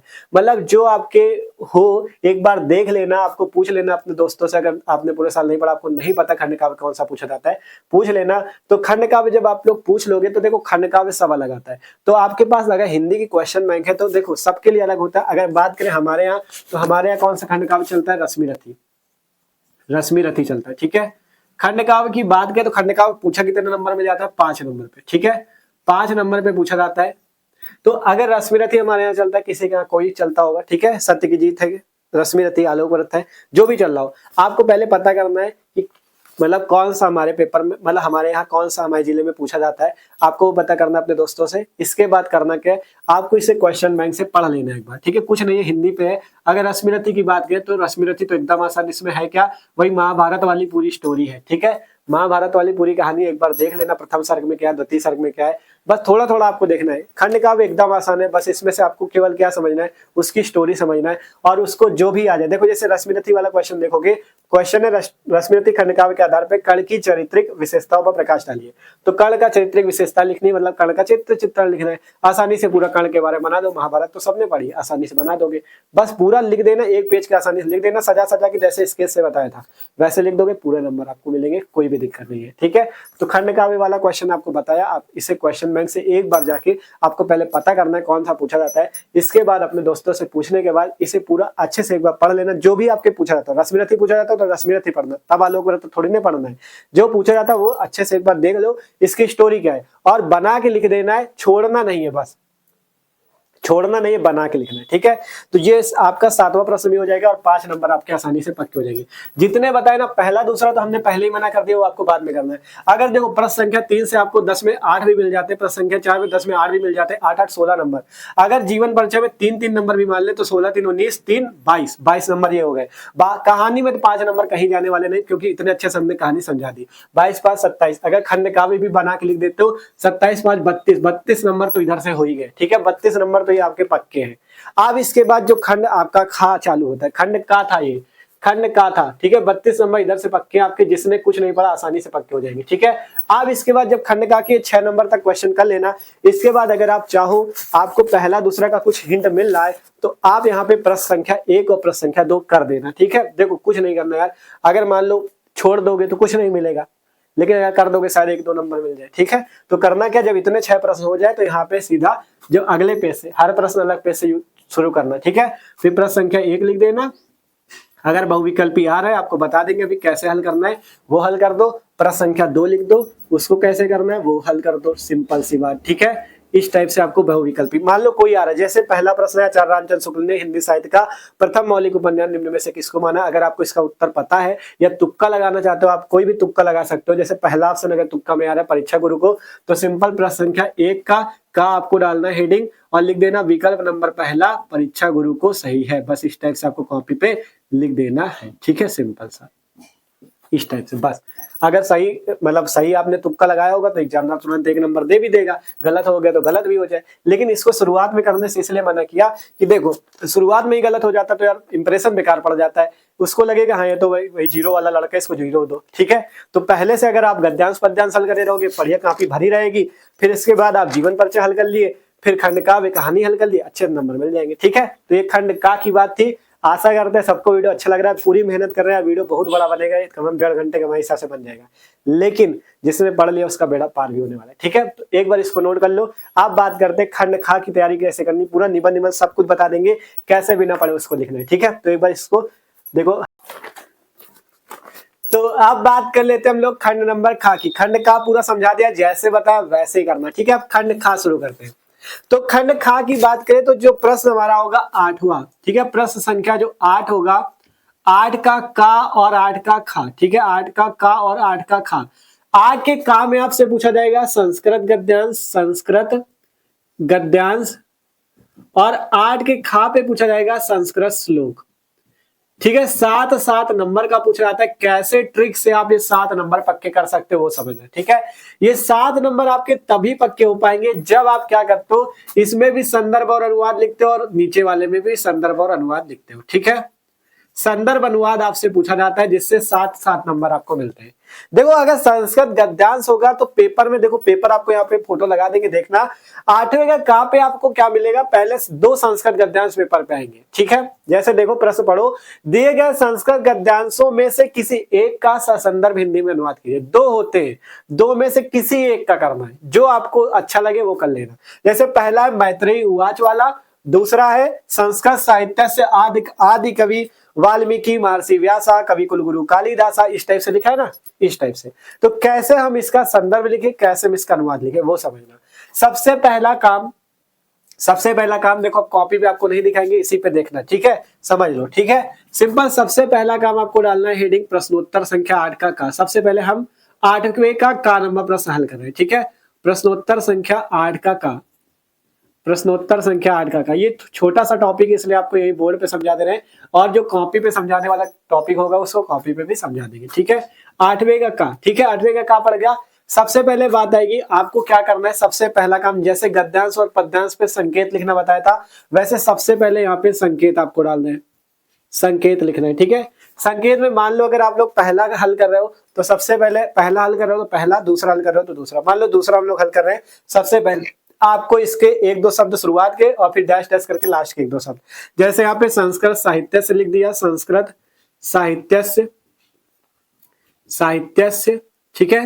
फिर डैश डैश करके लास्ट का आपको एक दो शब्द लिख देना, जैसे प्रिय वो, यहाँ सुरक्षितुम शक्यन्ते, सुरक्षितुम सुरक्षितुम शक्यन्ते, ठीक है, शक्यन्ते, ये आपको लिख देना इस टाइप से, ठीक है। सबसे पहला काम इस टाइप से संकेत। अब इसके बाद संदर्भ लिखोगे जिससे 2 नंबर मिलेंगे, अनुवाद लिखोगे जिससे 5 नंबर मिलेंगे। कैसे लिखा जाएगा समझना।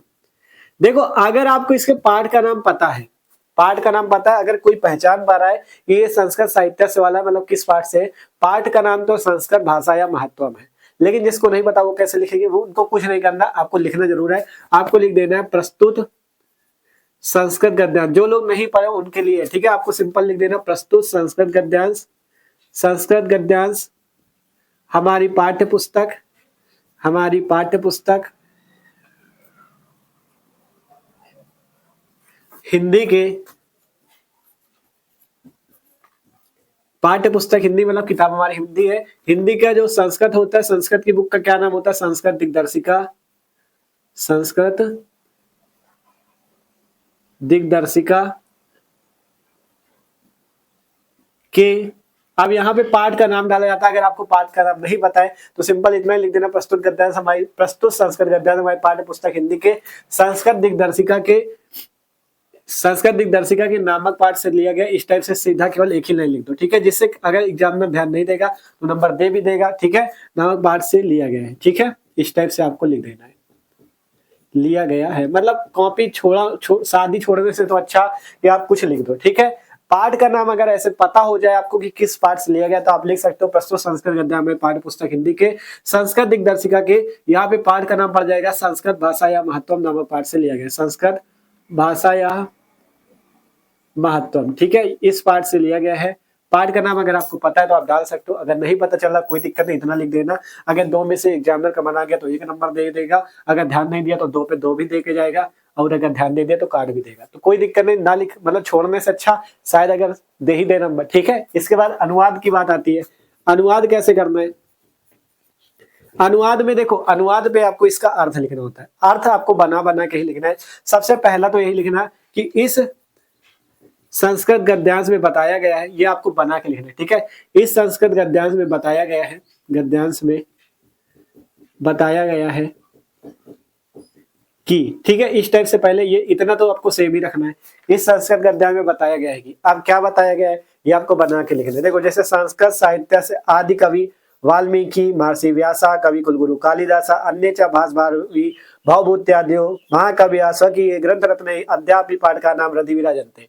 मतलब आपको जो इसमें अर्थ समझ में आ रहा है वो आपको अपनी भाषा में बढ़िया 6-7 लाइन का बना के लिखना है यहाँ पे, ठीक है। जैसे कुछ तो समझ में आ रहा होगा, संस्कृत साहित्य मतलब संस्कृत साहित्य, आदि कवि वाल्मीकि, वाल्मीकि, महर्षि व्यास, कवि कुलगुरु कालिदास, अन्य मतलब अन्य का मतलब क्या होता है, और भी, अन्य क्या होता है, और भी, भास भारवी भवभूत्यादो महाकाव्य महाकवि, स्वकीय ग्रंथ रत्ने मतलब स्वयं के ग्रंथ रत्नों को, ठीक है। अद्यापि पाठका नाम हृदय विराजन्ते मतलब पाठ का नाम मतलब जो उनको पढ़ने वाले हैं, ग्रंथों को जो पढ़ने वाले हैं उनके हृदय में आज भी विराजते हैं, ठीक है। इस टाइप से आपको अपनी भाषा में इसका अर्थ निकाल के, आप चाहे सही निकालो चाहे गलत, आपको 6-7 लाइनें अपने हिसाब से बना के लिखना पड़ेगा, ठीक है। चाहे सही अर्थ निकालो चाहे गलत निकालो, लेकिन आपको इसी के बारे में यही से शब्द ढूंढ के अच्छे से आपको 6-7 लाइनें बना के लिखना है, जिससे यार 5 नहीं मिलते 4-3 नंबर मिलेंगे आपको, नंबर मिलेंगे जरूर, एक भी नंबर कटेगा नहीं, ठीक है।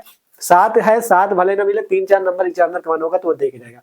बस सजा के लिखना, जिस टाइप से स्केच से बताया था उस टाइप से हेडिंग पढ़नी चाहिए, उस टाइप से लाइनें खींचनी चाहिए, उस टाइप से संकेत संदर्भ, पूरी हेडिंग सेम रहेगी, कंजूसी न करना स्केच का यूज करने में, अच्छे से करोगे नंबर मिलेंगे, ठीक है।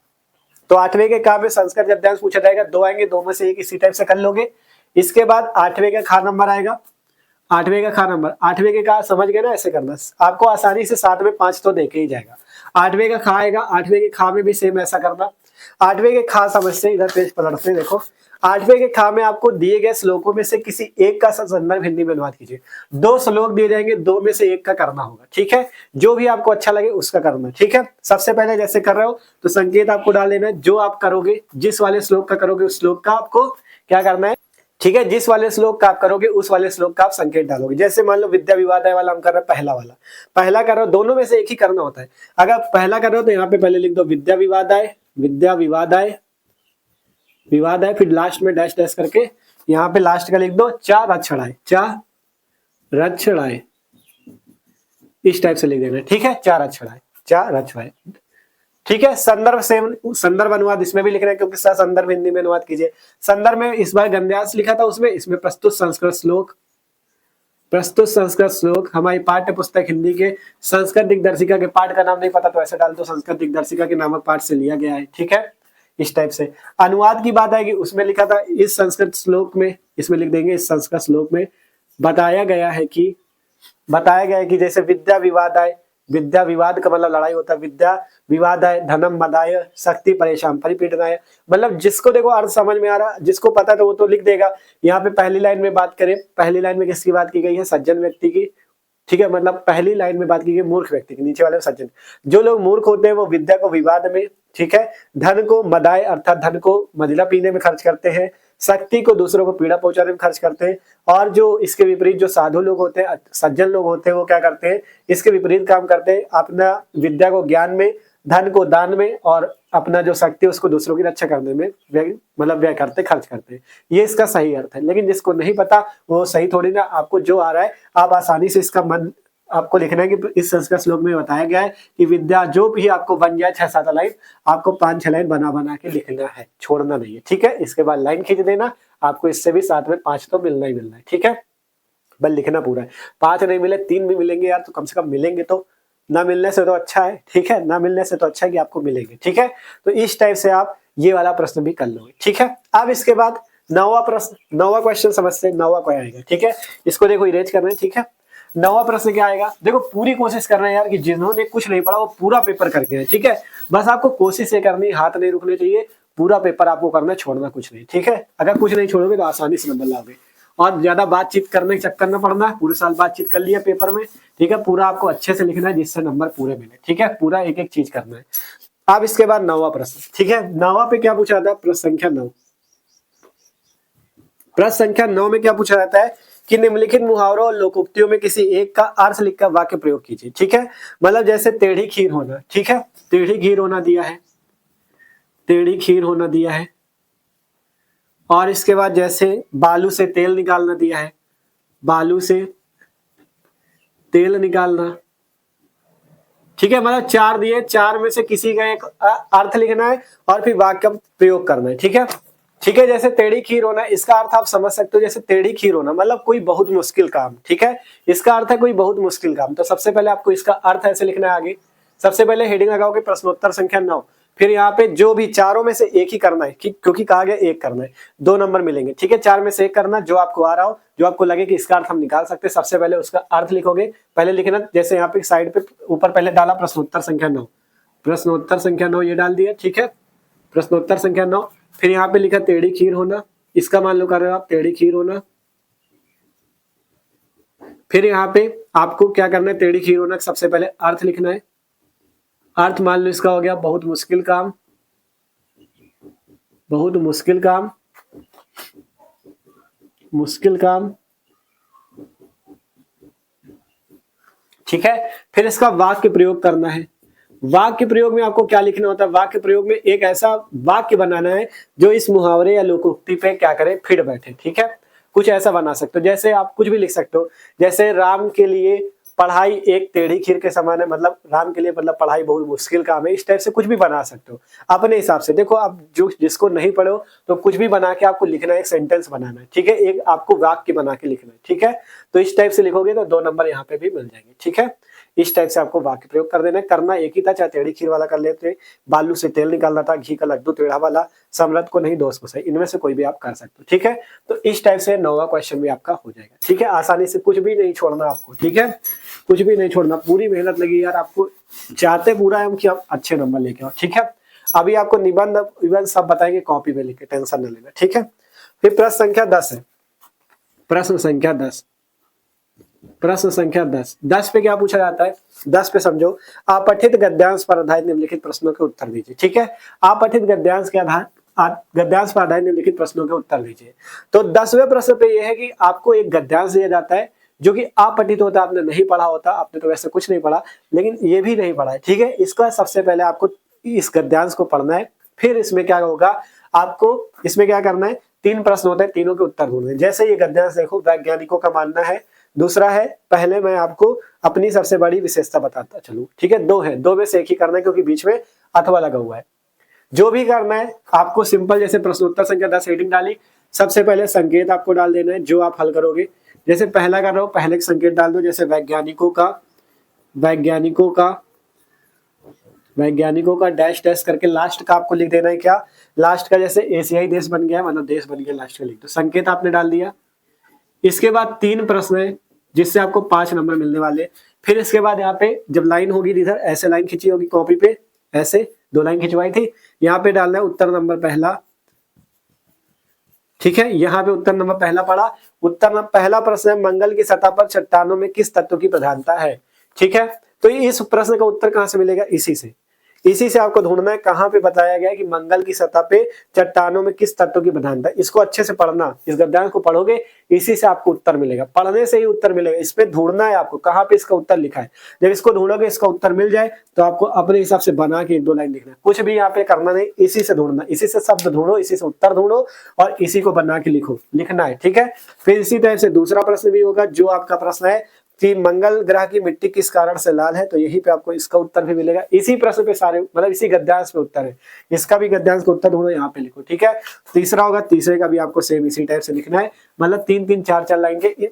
जब ना मिले इसी गद्यांश आपको बना के लिख देना, ठीक है। 5 नंबर आसानी से मिल जाएंगे, ठीक है। इस टाइप से 5 नंबर आपको आसानी से मिल जाएंगे, कोई भी दिक्कत आपको होने वाली नहीं है, ठीक है। बस आपको लिखना है, ठीक है। इस टाइप से आप 10वां प्रश्न भी कर लो, ठीक है। अब इसके बाद 11वां प्रश्न आता है।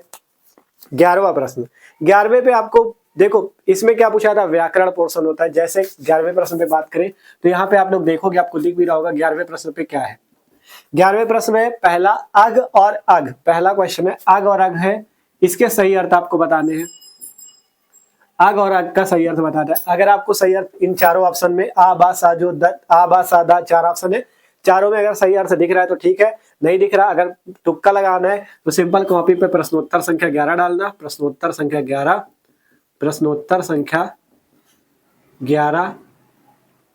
ठीक है। प्रश्नोत्तर संख्या 11 डाला। अब जो आपको आ रहा है, सबसे पहले विकल्प नंबर, मान लो पहला सही अगर, ठीक है, विकल्प नंबर आ आपको लिखना है इस टाइप से। आपको जो ऑप्शन सही है, जैसे आगे और पीछे जो भी सही हुई है, तो तुक्का हमने मारा, सही तो दूसरा विकल्प है, ठीक है। जो आपको आ रहा आगे और पीछे, अगर आपको समझ में आ रहा है, सिंपल ऐसे सही का निशान लगाओ, सही होगा तो सही हो जाएगा, नहीं तुक्का तो मार ही दिया, ठीक है। फिर इसके बाद ये 11 पहला नंबर था, ठीक है, पहले का ये है। दूसरे नंबर वाला का मार दो, विकल्प मान लो मार रहे हैं हम बा नंबर, विकल्प नंबर बा, बादल और समुद्र, मतलब तुक्का आपको कुछ ना कुछ मार देना, छोड़ना नहीं है, ठीक है। बादल और समुद्र, इस टाइप से इसको मार दिया, अगर सही होना होगा तो हो जाएगा, नहीं तो कोई दिक्कत नहीं, ठीक है। इस टाइप से ये भी आप कर लोगे। फिर इसके बाद ये 11 का का था, इसके बाद 11 का खा की बात आएगी। इसको आपको जब का हो जाए कॉपी पे नीचे से कर लेना, 11 का खा। आपका है प्रश्न, निम्नलिखित शब्दों में से किसी एक शब्द के 2 सही अर्थ लिखिए।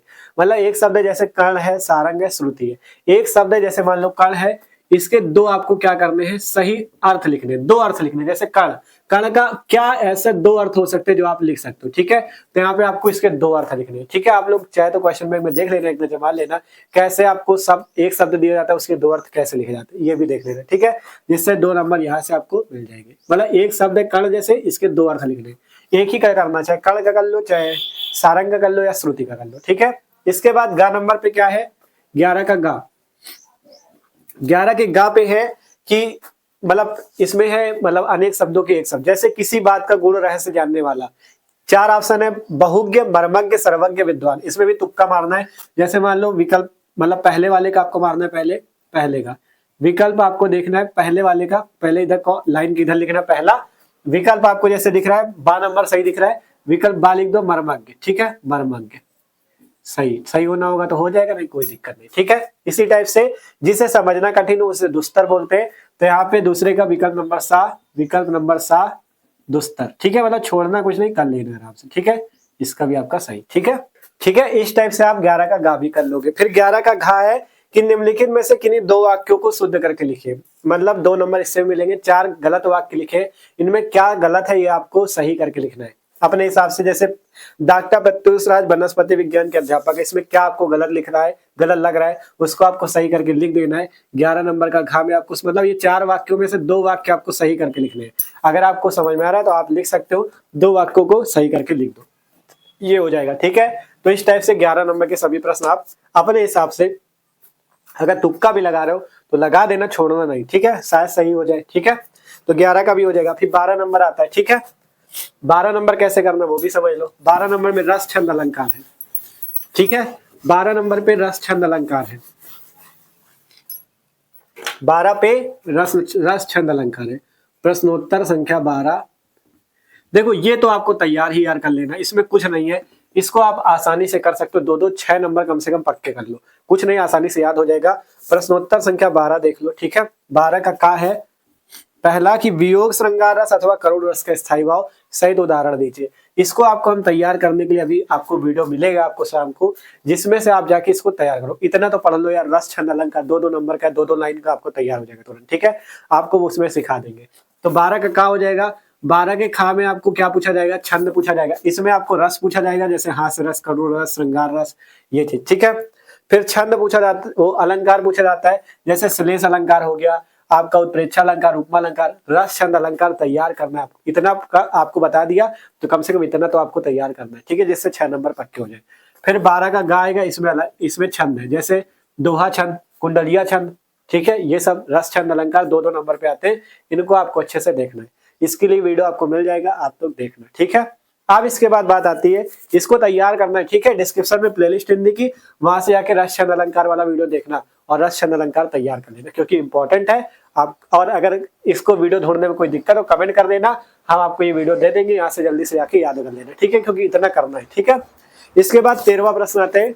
अब बस पेपर कंप्लीट आ गया, इतना कर लाते हो ना, जितना बताया आसानी से यार 70-80 नंबर आपको कोई नहीं काट सकता। ठीक है, आसानी से पाओगे। ठीक है, 13वां प्रश्न है 13 नंबर। 13 नंबर पे आपसे क्या पूछा जाएगा, 13 नंबर पे पूछा जाएगा आवेदन पत्र। आवेदन पत्र पूछा जाएगा, आवेदन पत्र। आवेदन पत्र, आवेदन पत्र आपको कैसे लिखना है, उसके लिए देखो आपको यहाँ पे कॉपी पे ले चलते हैं, आवेदन पत्र सिखाते हैं। देखो यहाँ पे देखो आवेदन पत्र। ठीक है, अब प्रश्न संख्या 13 है, परीक्षा के समय मतलब यहाँ पे पत्र पूछा जाता है। ठीक है, 13 नंबर पे प्रश्न पत्र पूछा जाता है 6 नंबर का। जैसे परीक्षा के समय बिजली कटौती न करने के लिए अपने जिलाधिकारी को पत्र लिखो, अथवा भारतीय स्टेट बैंक के शाखा प्रबंधक को उच्च शिक्षा ग्रहण करने हेतु मतलब ऋण प्राप्त करने के लिए आवेदन पत्र लिखो। इसमें पत्र भी लिखना एकदम आसान होता है, पत्र लिखना भी हमने ट्रिक से सिखाया हुआ है। अगर सीखना चाहो तो अभी भी समय आप सीख भी सकते हो, जाके चैनल पे वीडियोस पड़े हुए हैं। नहीं तो ऐसे देखो लिखना होता है, जैसे ये वाला हम लिख के दिखा रहे हैं, दोनों में से एक ही करना है क्योंकि अथवा लगा है, तो ये वाला हम आपको करके भी दिखा रहे हैं। देखो इस टाइप से सबसे पहले प्रश्नोत्तर संख्या 13 आपको हेडिंग लगा देना है। ठीक है, अब इसके बाद भारतीय स्टेट बैंक के शाखा प्रबंधक को उच्च शिक्षा ग्रहण करने हेतु ऋण प्राप्ति करने के लिए आवेदन पत्र, इस टाइप से हेडिंग लगा देना। आप देखो सबसे पहले लिखने का क्या सिस्टम होता है, लिखने का तरीका सीख लो जिससे आप लोग लिख पाओगे, बना बना के लिख देना। जैसे यहाँ पे सेवा में सबसे पहले लिखना, फिर कॉमा लगाना। आप किसको लिख रहे हैं पत्र, स्टेट बैंक के शाखा प्रबंधक को, तो कॉमा के नीचे लिखो शाखा प्रबंधक। किसको लिखना है, भारतीय स्टेट बैंक, तो लिख दिया भारतीय स्टेट बैंक। आप कहाँ के स्टेट बैंक के, फतेहपुर, जैसे हमने उदाहरण के तौर पे फतेहपुर लिख दिया, आप कानपुर को कानपुर लिख दो, इलाहाबाद को इलाहाबाद लिख दो, तो अपने हिसाब से लिख सकते हो। जैसे लिखा सेवा में कॉमा लगाओ, शाखा प्रबंधक भारतीय स्टेट बैंक कानपुर फतेहपुर जो डालो डाल दो, फिर एक लाइन छोड़ना, फिर यहाँ पे विषय हेडिंग लगाना। विषय पे क्या डालना है, जिस विषय पे आप इस पत्र को लिख रहे हो, विषय क्या हमारा ऋण प्राप्त करने के लिए आवेदन पत्र, तो ये विषय हमारा उच्च शिक्षा के लिए ऋण लेने हेतु या ऋण प्राप्त करने के लिए आवेदन पत्र। इस टाइप से आपको अपना विषय डाल देना, कि विषय में यही डालना है कि किस लिए हम पत्र लिख रहे हैं, क्या हमारा विषय पत्र का, ये डाल देना। फिर यहाँ पे एक लाइन छोड़ना, नीचे लिखना महोदय सविनय निवेदन है कि, यहाँ पे अपना नाम डाल देना। मैं अतुल कुमार, जैसे आपके बैंक का खाता धारक हूँ, मतलब मेरा खाता आपके बैंक में है, मेरे बचत खाता की खाता संख्या मान लो ये है, मैं एक विद्यार्थी हूँ, मैंने इस वर्ष कक्षा 12 में 92% अंक प्राप्त किए, मैं भविष्य में डॉक्टर बनना चाहता हूँ। मतलब बना बना के लिखना, अपनी भाषा सब बता दो कि क्यों ऋण चाहिए, मतलब लोन लेना है आपको बैंक से, अपनी बता दो क्या क्या समस्या में पैसा चाहिए, वो सब बता दो।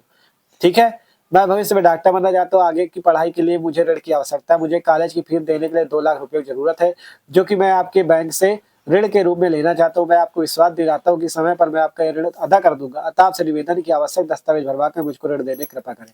फिर नीचे लिख देना प्रार्थी, नाम आपको लिखना नहीं होता बोर्ड एग्जाम कॉपी पे, ऐसे काका का डाल देना, पता दिनांक यहाँ पे डाल देना।